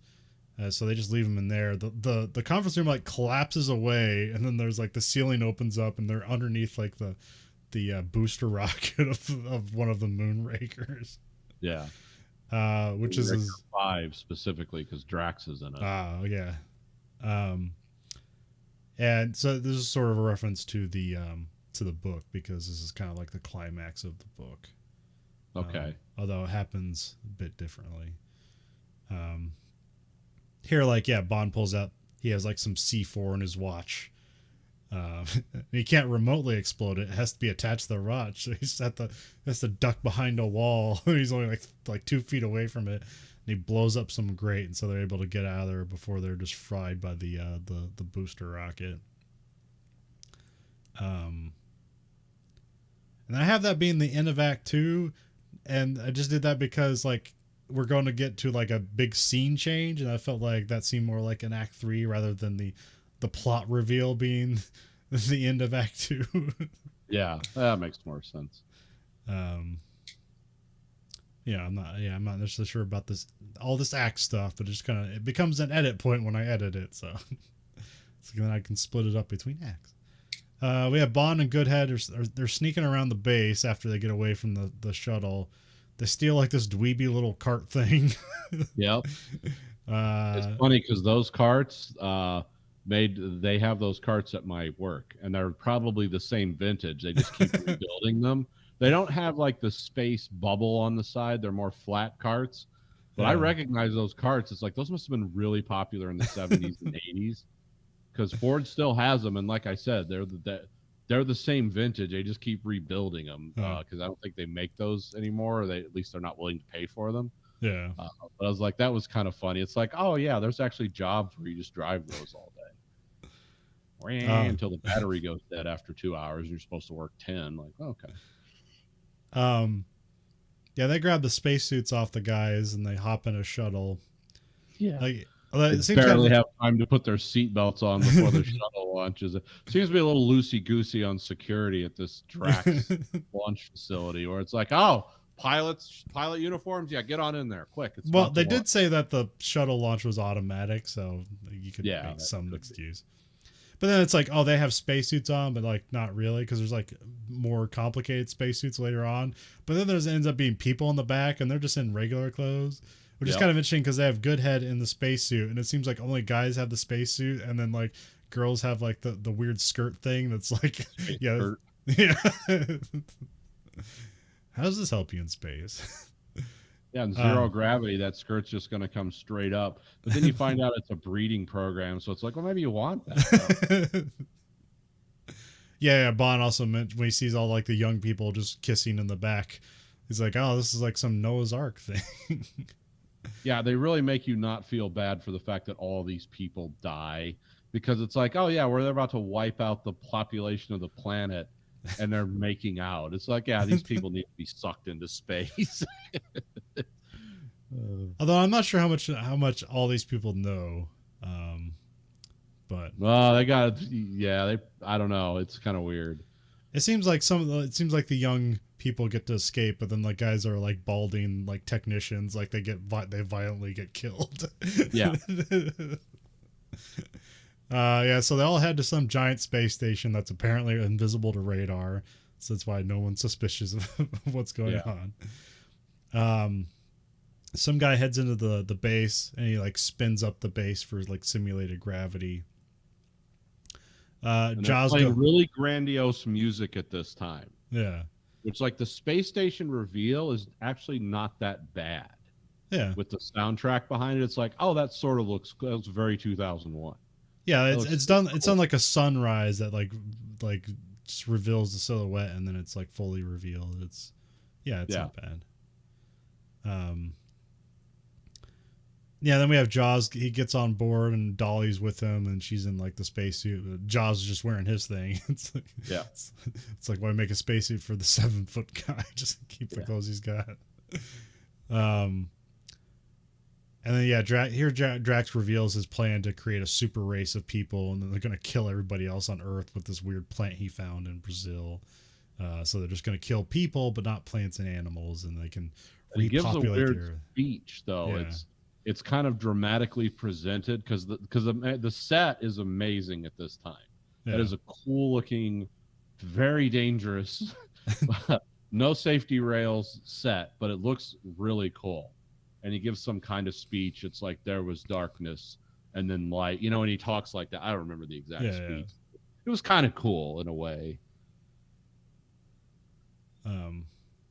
But yeah, this is where he's totally evil. It's like, oh, he's just gonna murder 6 billion people. Yeah. Just because he thinks some pretty ladies are gonna, if he just kills everyone except the pretty ladies, the world will be saved somehow. Yeah, everyone's going to be genetically perfect, and it's like, wait a minute, they hadn't decoded the human genome yet. How would you know? But you know, it's like, well, because they look good. It's like, oh, the Hitler thing, right?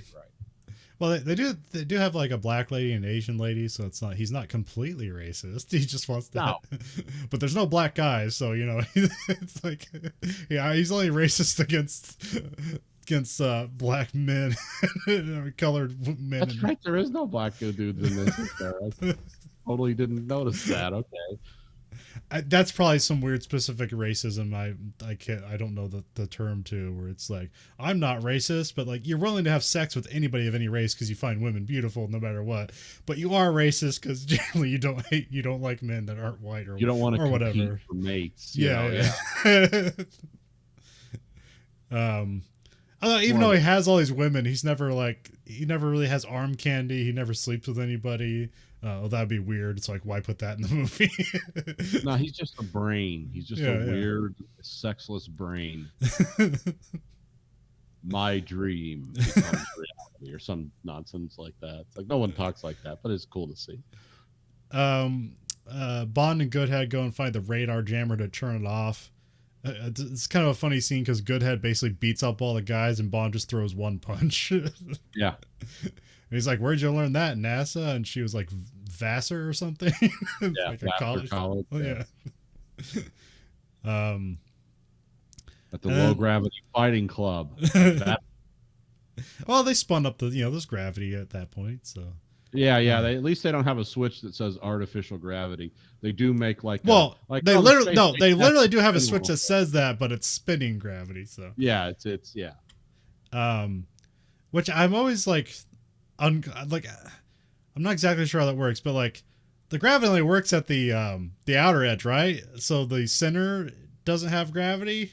Yeah, Coriolis gravity only works where the spin effect is away from wherever the center of the shaft is. The gravity is the centrifuge action is happening out here. As you get to the core, there's no centrifuge. So okay, because in everything that has that, because I've been watching For All Mankind and they have the same thing, and the center of it there's gravity, but it's like there shouldn't be. Yeah, it's just getting away from wire work is all it is. Yeah. The only people that didn't do that was like The Expanse, and they always had gravity boots. Yeah. It's like click, click, and all of a sudden, your pins and everything just fall straight down because your gravity boots. Okay. But that's because it's a nightmare to get that right. It's impossible, and it's silly. Expensive. And the actors are all like, wow. Because that's what you'd really do if you just started floating away.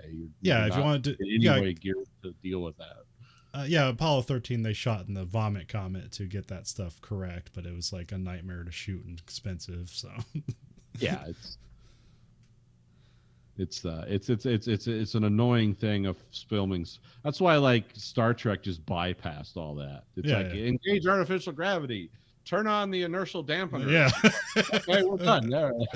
Now we're just like a sailing ship at sea. Drop us out of warp, and instead everyone exploding at the speed of light, it's like inertial dampening. Yeah, subspace, the inertial dampers, all that fun stuff. So yeah, because it's just a nightmare to try to film it any other way. Yeah. Well, yeah, it's like Coriolis gravity would also make you sicker than hell too. That's one thing. It's like okay, I'm on a merry-go-round and I'm just hanging out on the outside. And I guess if it was like completely enclosed, you wouldn't notice it. It would just feel like weird. But I know they do this sickening thing a lot in what was that movie? The one with Interstellar. Yeah. Like they show what that looks like because the light's coming through the window and it's always like, whoa, whoa, Yeah. whoa, whoa. Like, oh, that would just make you sicker than a dog. I mean, At least I think it would me. I don't like those kind of forces. yeah, I think you could get used to it if you like just don't notice it. But I mean, it's like when you think about it, like we're hurling through space at like 40,000 miles per hour. Don't feel spinning at like 11,000 miles per hour. Oh, I thought we were spinning at like 32. Whatever. Yeah, but both of those things we don't notice. No, because the scale is absolutely massive. Yeah. Because it doesn't seem like it's moving a lot, but if you're on like a station or something, you would notice that. Yeah. But I've had similar things like in VR goggles or stuff where it's like there's like games where you can kind of do like Spider-Man stuff. Yeah. And like standing still while you're like moving through space is very weird, but you can get used to it. Yeah. It's like you're almost like falling over. It's like, no, I'm moving, but I'm not. But you can think around it or become violently ill. It's like both is possible. Yeah. Either thing is just as likely to happen. But I don't think no one's ever tested any kind of like centrifugal artificial gravity stuff, have there? I don't think we design like in order to get stuff into space for us, it has to be light.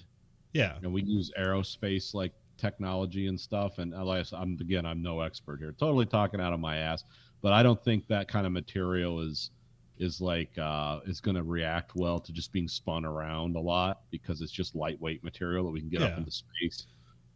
But I just didn't know if there was like, here's a module on the ISS that has like a little centrifugal like treadmill or something. I mean, they might have stuff like that. We have the same balancing system that cats do. It's exactly the same.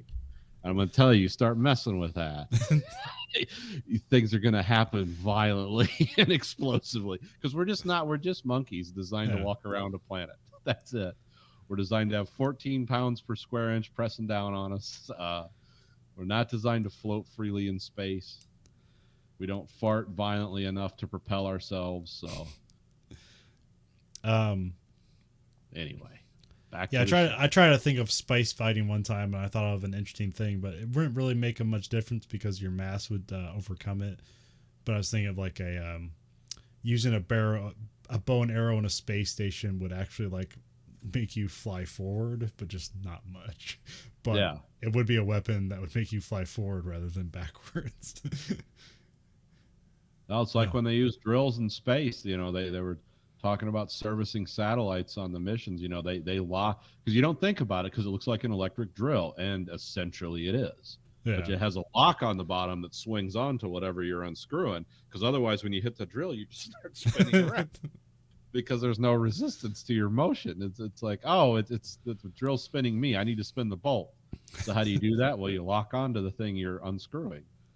Because otherwise, you're just going to spin freely in a circle. Unless you brace your legs or something. But, you know. So yeah, they undo the jammer. So now the U.S. military and the Russians are like communicating. It's like, hey, is that yours? Like, no. Is that yours? Like, no. Well, let's go kill it. It's like, all right, we'll kill it first. All right. So the U.S. volunteers that shouldn't spin the space shuttle up. So yeah. So they're able to launch a shuttle seemingly with no preparation. Yeah, just like ready to go, just on hot standby. We got a shuttle on 10 minutes notice that we can fill with space marines. Didn't know we had those back then, but okay. Probably actually did have something like that, but it just they never worked out. You think this is what Trump saw and was like, "Can we need Space Force? What if one of these billionaires builds a space station? We got to assault it." I mean, there's a lot of astronauts that are like Navy and Marines already because they're like they fly planes and stuff like that. Yeah, but these were specifically space fighters. Like that's what they did. Yeah. They were wearing, because I like it, it was like they knew enough. Like they'd seen pictures of the actual gear, like the space mobility suit that the astronauts wear, where it's that big frame on their pack so they can go outside the shuttle. That's what they're using, only it's got lasers over the shoulder. But it's essentially the same thing. Yeah. But yeah, so they launched Space Marines. Drax launches another poison warhead probe thing. Jaws catches Bond and Goodhead. Yeah, the U.S. launched that shuttle after the base. Another bomb is launched, but they're not. They're not. They're just kind of like sitting in orbit right now. They're not like landing just yet. Um, They're like encircling the planet, yeah. like V'ger. Because that's what he says. We encircle the planet in a necklace of death. Yeah. You know, Drax And is weird. Yeah, those probes getting launched off reminded me of the V'ger stuff, like when the Klingons like shoot the torpedoes at the V'ger.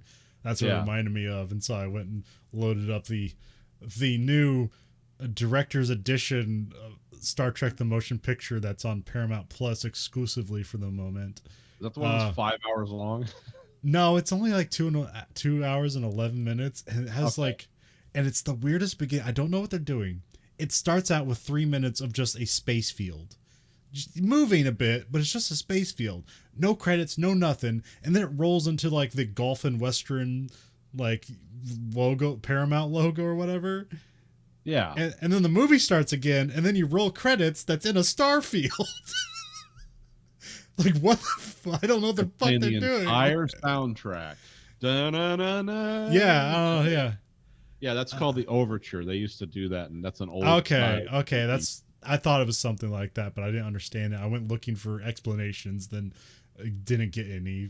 Because I know, yeah, they did that a lot in Grand. Like Ben-Hur has like 15 minutes of like this is the whole soundtrack.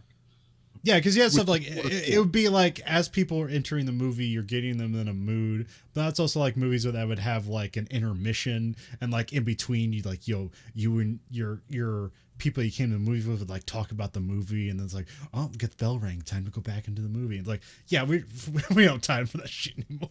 No, we just like jump right in. It's like new Taco Bell slot.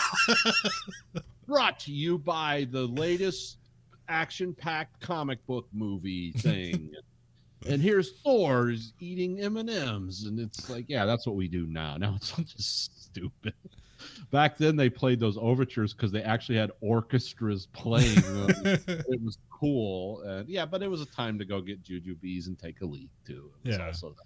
You also like wore like a 3-piece suit and stuff like that. Yeah, so going to the movie was like your seat, sir. You know? Thank you. I'll sweat my balls off in this. You can't sit there. Someone's on their phone on. And someone else is like, turn your phone off. Fuck you. You know, like, now that's what going to them. And you're lucky if like gunfire doesn't break out at some point. But yeah, back then it was. And sometimes it's kind of the dream where you get in the seat, you pull the thing back, and then like you ordered a pizza and it gets delivered to you during the movie. I've been to those. Here's your beer, sir. Thank you. Giant pretzels with like dipping sauce, like cheese. Yeah. Like I've been to those theaters. They didn't last very long, but they were cool when they were there. But I am such a cheap moviegoer because I am there to watch the movie. I don't want to go to the bathroom. I don't want to get. I used to be a guy like I'd get there ahead of time. Now I'm a guy like I'm showing up like when the movie starts because I know there's going to be 15 minutes of trailers that I've already seen on the internet. So, with seat reservation, you don't got to worry about like anybody like, oh no, I got to sit up front. You don't got to worry about any of that stuff. You just got to buy your tickets ahead of time. No snacks, no nothing. There's a line. There's like 2 people working there. I don't want to bother with it. The bathroom's probably not in great conditions because there's 2 people working there. If the movie starts, it's all good. Now watch the movie and get the hell out of there. Yeah, and if I have to go pee during the movie, I'm gonna like pee in the general direction of the bathroom. And just kind of use hand sanitizer. Yeah, we're good. Days of yore. Well, there was a time I went to like the movies like 3 weeks in a row. I went and saw like Top Gun Maverick and something else. I saw Bob's Burgers, and then I got a rush of theater going experience recently. Oh, I've been to a movie in 3 years. All right. Well, no, maybe me and Grayson have gone to one. Me and Grayson's dad. He'll always remember Dad for that. It's like, hey, we got to go to this theater. It's like, oh, where is it? Oh, it's in Royal Oak. It's like, well, I have to go to the theater in Royal Oak. Well, this obscure movie I want to see is playing there, and he'll actually go watch them with me. And there's like two other people in the theater, and it's like, I don't know how this works, but yeah, cool. Uh, yeah, that's always the dad movie going experience. Because what does he remember with me? Oh, we went and saw Keepers, and which was the one about the lighthouse keepers. With it had Gerard Butler, and it wasn't bad. And then what was the other one we saw? Anthropoid, where we were like the youngest people in the theater by 30 years, even me. And that, like the old people were like, "Oh, does your son like this?" It's like, "Oh yeah, he loves history. He knows, like, he can tell you about this." And then what was the other one we saw where it was one of those theaters? Annihilation. We went and saw Annihilation like in IMAX. Like there was it was like, let's go see it in IMAX. And then you can tell all the kids at school about this because he was reading the books at the time. And he was like, "Yeah, these are the movie going experiences with Dad." And also something obscure. Also, recently they had a recent theater release of The Thing. I went and saw that. Oh, okay. So that was kind of fun. Apparently they screwed it up, but I didn't notice. They didn't project it in the right image format. So basically, like half the movie got cut off by the sides. Mm-hmm. So maybe I just interpret it as like, oh yeah, this movie's a lot more claustrophobic than I remember it. This movie is horrifying. The whole time, scared the ceiling's going to collapse on me. And there was a lot of people there, but it was interesting to watch because it's like clearly people have all seen the movie before, and so like there's kind of like no reactions to the violence because that's what you remember about the movie. It's like, oh yeah, it's when this thing horrific, gross effects of people dying in horrible ways. Yeah, and there's just kind of like light chuckles when that happens because even though it's like here's great special effects, there's like one point where like the thing like bites a guy's head and it's clearly just like a stunt guy holding like like a puppet and then just like wailing around and like the puppet's like feet are like, you know, it's like Kermit the Frog going yay. So it's like, yeah, you can't do everything, right? Yeah, it's that movie was more tension than anything, but yeah. That's a great horror movie, though. I mean, you could take lessons from that. It's like, I know we could make stuff like this. But anyway. But yeah, so we had the space stations, like they're charging up their laser to shoot down the U.S. jet that's coming at them.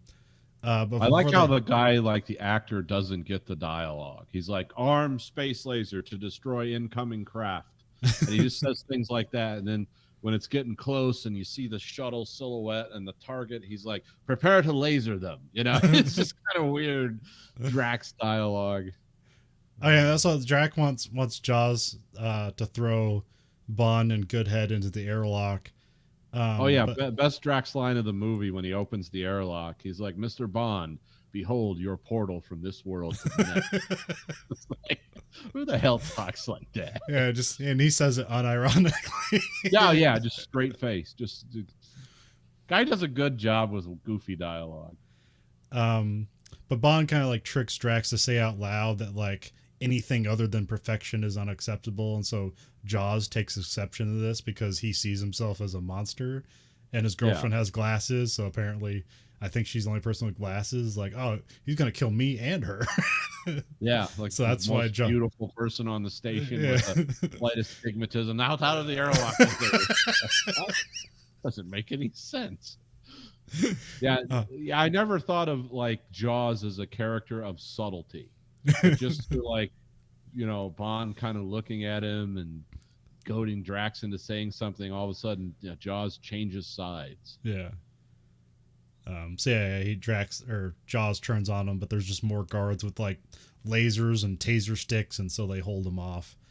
But before the space station can shoot the U.S. spacecraft, Bond like fires the retro jets, which like goes in reverse of the spin and like throws everything off whack, and then they're back in zero gravity again. And this is some goofy wire work here. I think they did a good job at the time, because if you look at other wire work from that era, like this isn't great, but like compared to other stuff, it's actually not bad. Yeah, I mean, there's some other, like there's a lot of like wire work in The Expanse. I just think it's like computer controlled in a way, because Yeah. like I think like the only problem I thought with the wire work here is I knew it's a wire because the objects were like fishing up and down. Yeah.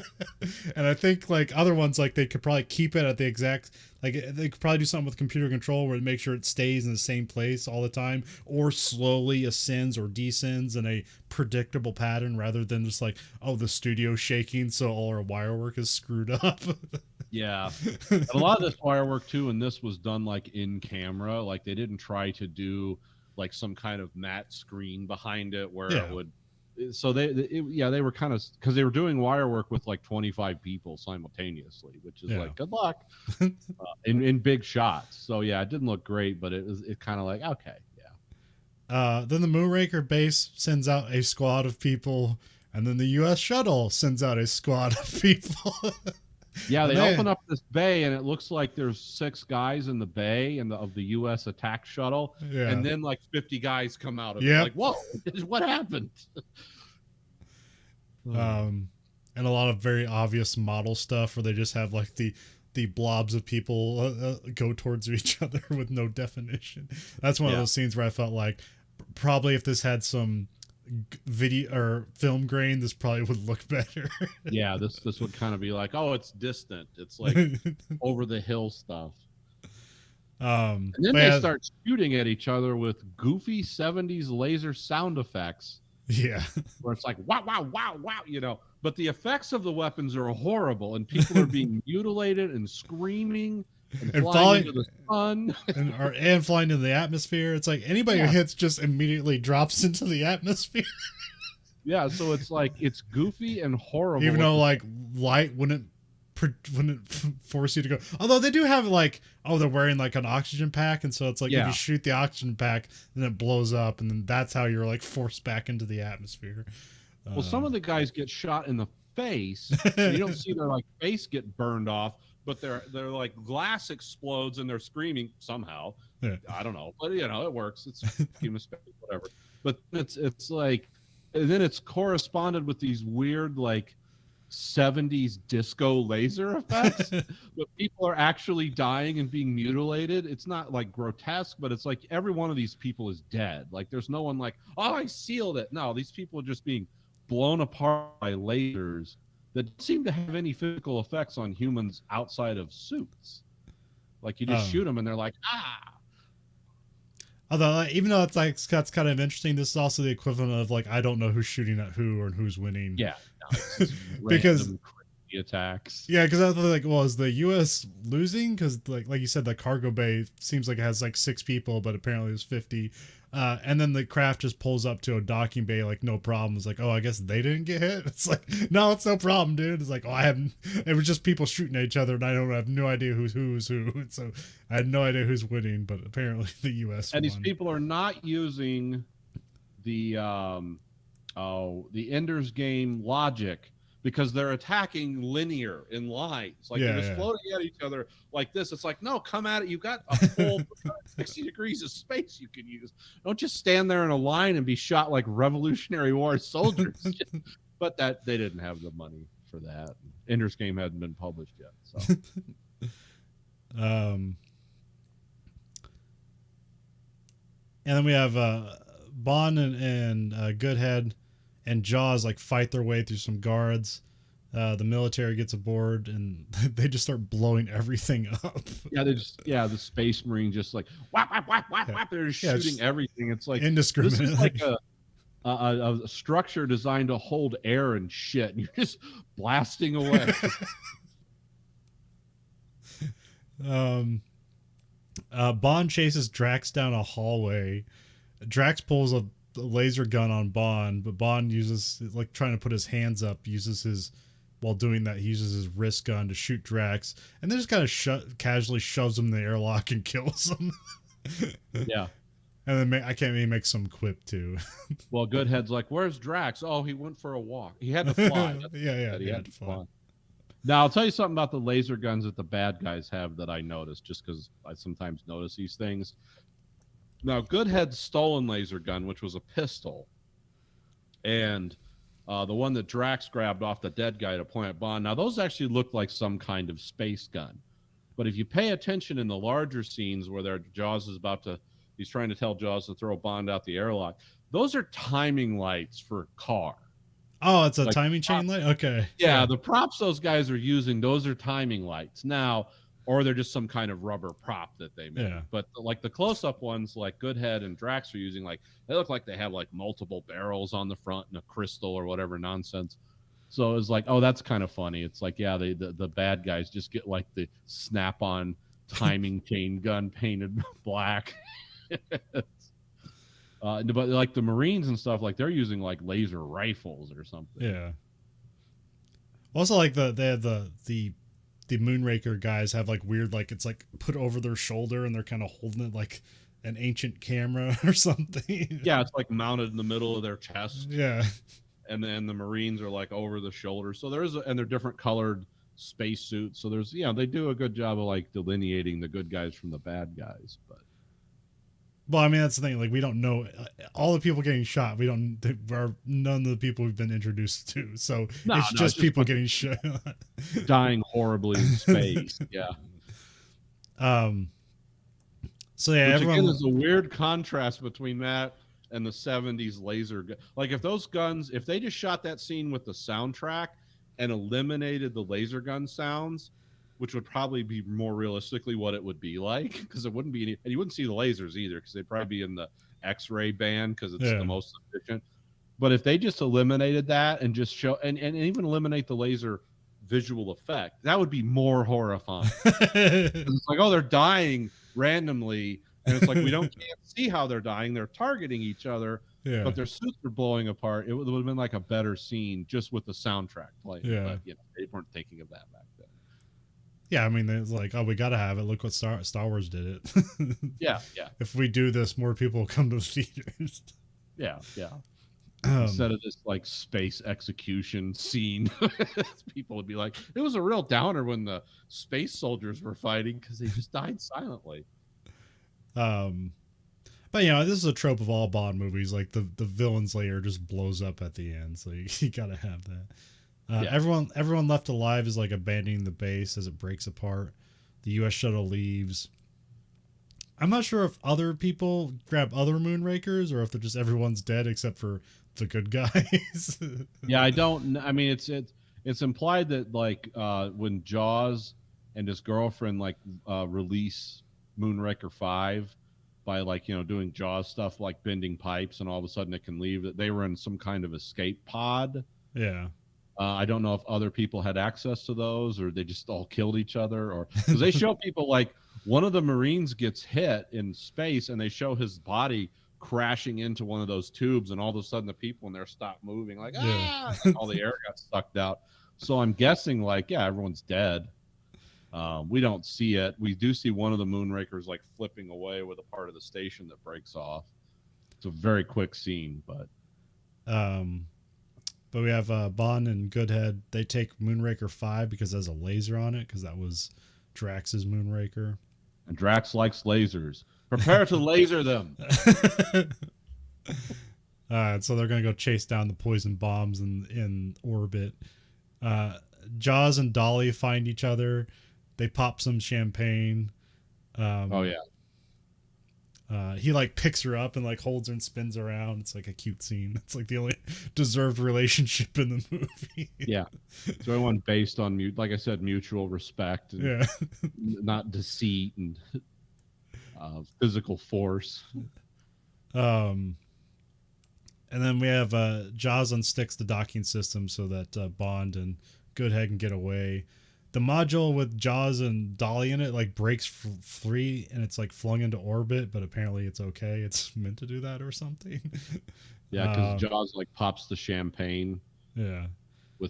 But he does it in his mouth. Like he just puts the champagne bottle in his mouth and the cork pops and his head comes back a little bit and then he pours some glasses. By the way, that's Dom Perignon's. Okay.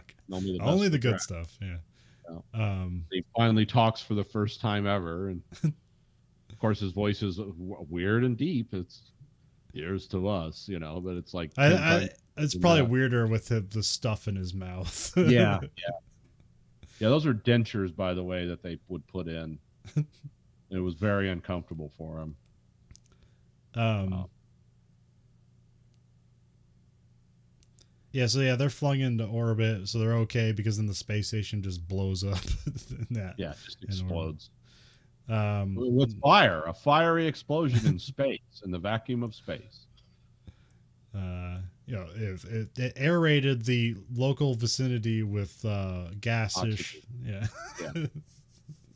Because the volume of oxygen in that space station could, sustain burning fires for an hour, right? Then we have Bond and Goodhead chase down the bombs.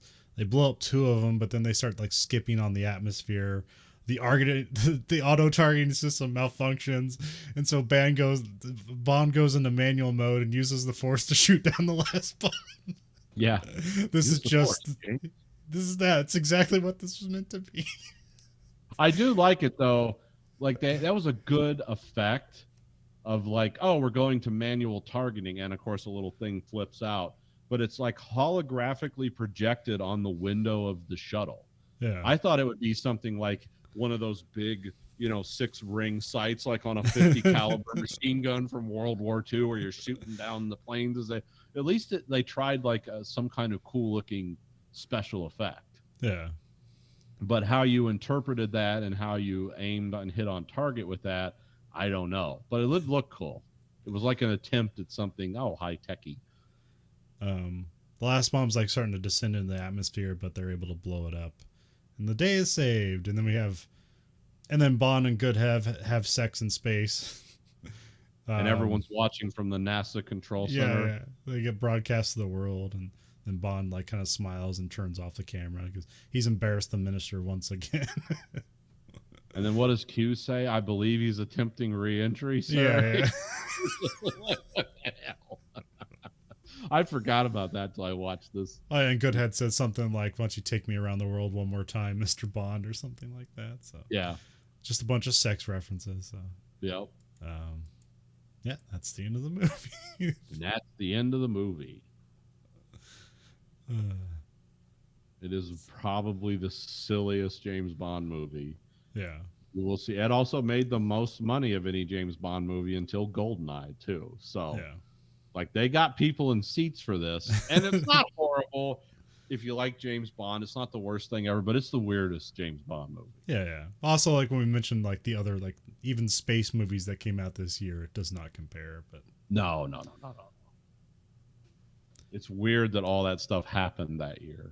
It's like Alien came out the same year as this, and we're competing for best special effects. And they made about the same amount of box office. Although I'm not sure what Alien did worldwide, because that's really where Bond really kicks into gear. Because it's like it made 70 million US, but then it made like 200 worldwide. So yeah, and also Alien's an R-rated movie, and this was like I think PG-13. I'm not sure if PG-13. And they didn't have 13 yet. So. That you can thank Indiana Jones for PG-13.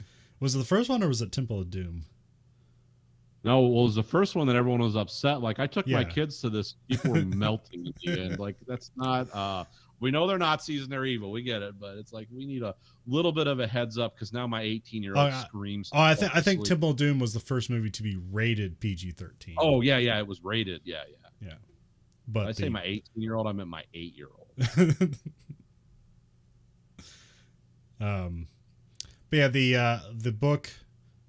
so yeah, I was debating like it's only like 250 pages, the Ian Fleming book, and I was like, can I read it? But I didn't trust myself to actually get it done in 2 days, so I just bought the audiobook, which is read by Bill Nye, so that's fun. The science guy? No. The British actor. Oh, Bill Nighy, okay, or Nighy, or however. Yeah, however you say it. Yeah. I was gonna say, what, science guy? Oh, that's weird. Yeah, I forgot to say his name, but yeah, it's something. Yeah, it's like Bill Nye. It's Nighy. I know we know who it is. Yeah. And yeah, so I listened to it, and yeah, it's Moonraker is a missile, and it's supposed to be the pride of Britain because you have Hugo Drax is like this guy who's like supposed to be a British war hero. He came and like when he got home from the war, he like started getting the stock market, and like much like Elon Musk, he was able to benefit from taking advantage of African mines Okay. to gather materials, and he cornered the market on like some rocket materials, which is why he was making the rocket. And it's a British endeavor, but it's also a private endeavor, so also very Elon Musk. But like M is like suspicious of him because he finds out he cheats at cards. Yeah. And they're like, I don't know what's up with that. They're like, this guy has everything in the world. Like, why would he need to cheat at cards? And so, yeah, there's a whole thing where there's a big bridge game that goes on. And they go, the fun thing, the book's totally fine. Like, it's a genre piece, but it's pretty well done for what it is. Like, they're liked in their times. It doesn't necessarily seem old. Although the fun thing about Britain, because everything's old, it's like everything they mentioned is like still like in use today. Like they're talking about Goodwood because that's like where like rich people play golf and do like races and stuff like that. Yeah. Oh yeah. And they still do that today. They're talking about Albert Hall. Like that's still used today. It's like, this theater. It's like, oh yeah, Britain just doesn't get new shit. They just keep cramming all the new stuff and the old stuff. Yeah, so like weirdly references still worked out to like stuff I know today. Bond doesn't have a Walther PPK. He has two. He has his kind of everyday carry is the Beretta 25, which is a very small pistol. And then his special kind of like gun he keeps in his car is like a long barreled Colt police special. Okay. That's sort of his long range gun that he has. And so they get Bond because Bond's the best card player, so they get him to play Drax in this game of bridge, and he's partnered up with M. And Bond's gonna cheat against Drax to basically see what happens. He figures out that the way that Drax is cheating is that he leaves a flask on the table and he never drinks from it, and he's just using the reflection to catch what the cards are as he deals them. Nice. Yeah, so he cheats and wins against Drax, and that's where like the kind of accountability, because neither Bond nor M really have the money that the stakes that they're putting on the game. They don't have that money. They're like, oh, this is gonna bankrupt us if we lose. Which is a funny thing that like MI5 isn't bankrolling this. Yeah, so they win, and then Drax basically kind of like swears vengeance against them, and so they're weirded about that. They get sneak people in. There's no Dr. Goodhead. There is it's like Gala Brand is the Bond girl here, and she's like in another special station on some part of London. She's in a different part of it, and she's like posing as a secretary, but she's like really working on this rocket because it's supposed to be that like this is the pride of Britain. So it's like she's hoping that this guy's not bad, and is actually working on the rocket. And he always describes her basically, it's like, oh, here's this hourglass figure lady with huge boobs, and like of course Bond's gonna like her, but she's not. He mentions that she has a engagement ring on, but he thinks that's just to keep Drax off of her. So that's but they do, and they kiss one time, but they don't have sex, but they do have like kind of like a sexy but like action-packed scene where they decide they're gonna like go swimming, so like they take off all their clothes except for like their underwear, and then like Drax tries to drop a mountain on them by blowing up like the side of the mountain and creating an avalanche. And like them like extracting themselves from the avalanche, they just end up being naked because it rips off all their underwear. So okay, it's supposed to be a sexy scene because they're both naked, but they're like, it's not sexy at the time because it's like we almost died. And then at the end, it's revealed like, oh, she is actually like engaged, and so she doesn't like go away with Bond when he's like in convalescence, So yeah, then like there's supposed to be like this big launch where they're gonna test the missile, and then the secret thing of it, and then the Drax is actually like he was some secret German guy and some crew where like they pretended to be British sometimes, and so like they stole British uniforms after they killed them, and then there was like an air raid, and because they're wearing British uniforms, they got bombed by their own people, and then basically he gets picked up by British people while he's unconscious, and he ends up in Britain. But like I said, like he wakes up and like learns that the war's over, and then he just pretends to be this guy. And so they think he's a war hero, but he takes all his knowledge he learned in Germany, and he knows about all these like mines and stuff in Africa, and so he exploits that and basically corners the market on this rocket stuff. And it's going to be like all big thing. It's gonna get back at Britain for winning the war, and so he gets a nuclear bomb from the Soviets. They put it on the Moonraker, and he's supposed to launch it off and get away in a submarine, and it's supposed to hit London and blow it up. And then, but like Brand and Bond get captured and they get put underneath the rocket, and they're going to get vaporized. But they're able to like get loose, but they can't get out of there, but they're able to like change the trajectory of the rocket to back where it's supposed to be, like in the middle of the ocean. And then, but they still can't get out of the room, but there's like a shower, and so they're able to like create a pool of water, so that as the rocket goes off, like the pool of water protects them for a bit, but it still like evaporates the water at some point, and they get like all burned on their backs and stuff. Oh god. But then the rocket ends up getting aimed and lands near to where Drax is escaping in the submarine, and so like it kills Drax ironically as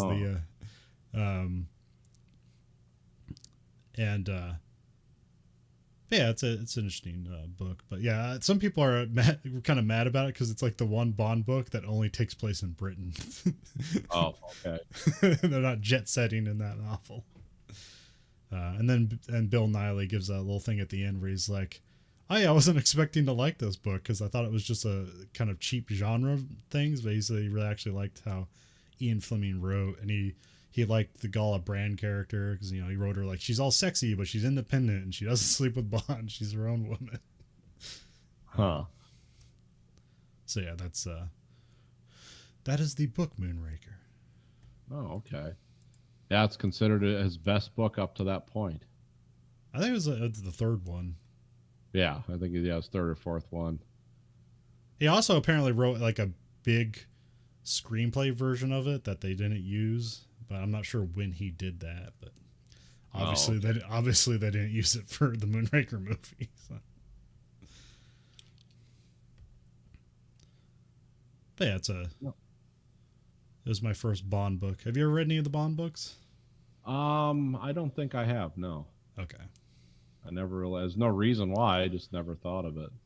Yeah, I don't know. It's one of those things like, well, I saw the movie, right? The book can't be that different. It's like, well, yeah, I can actually. I know Ian Fleming was an interesting guy, so. Oh. Well, he had a Moonraker in Jamaica. Yeah, that's what his vacation home was called. He was also actually a spy, I believe, at one time. Huh. But I don't know what he did. But yeah, that's the thing in the movie. Like, this all takes place in the 50s or whatever, so it's all like post-war guys trying to do guy stuff. Well, if you like what you heard, and how couldn't you? You can find us at anchor.fm/Verhoeven Effect or go to verhoeveneffect.com. You can rate our podcast whatever you want, but the only thing the algorithm listens to is whatever the highest rating is. Remember, you control the algorithm. The algorithm doesn't control you. We have listener support at verhoeveneffect.com, where you can support us at a monthly stipend of 99 cents, $4.99, or $9.99. You can also find us at Twitter at Verhoeven Effect, Facebook at Verhoeven Effect. You can find us on YouTube at American Greed Factory. You can watch both that and this show live and unedited. And we also have t-shirts at belowthecollar.com/Greed Factory. So for the Verhoeven Effect podcast, I'm Colin. I'm Nathan. Goodbye, America.